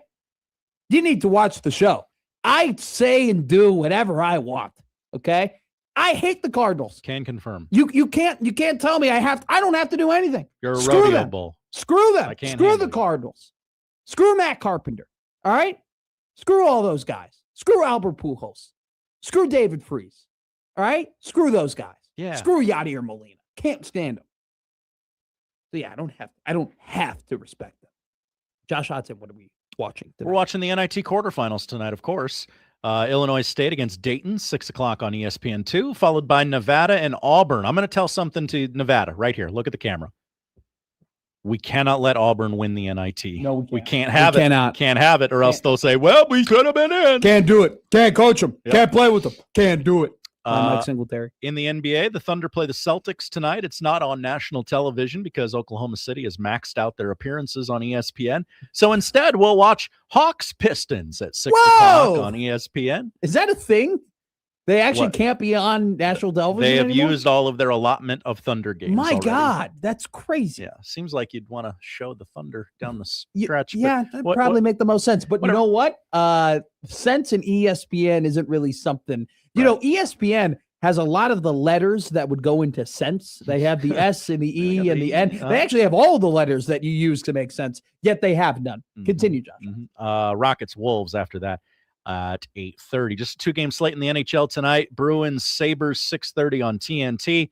Baseball Yankees Giants 7 o'clock on Netflix. Opening night Max Fried versus Logan Webb. College baseball South Dakota State is at the Chuck Box tonight against the Creighton Blue Jays, 6 o'clock on ESPN Plus.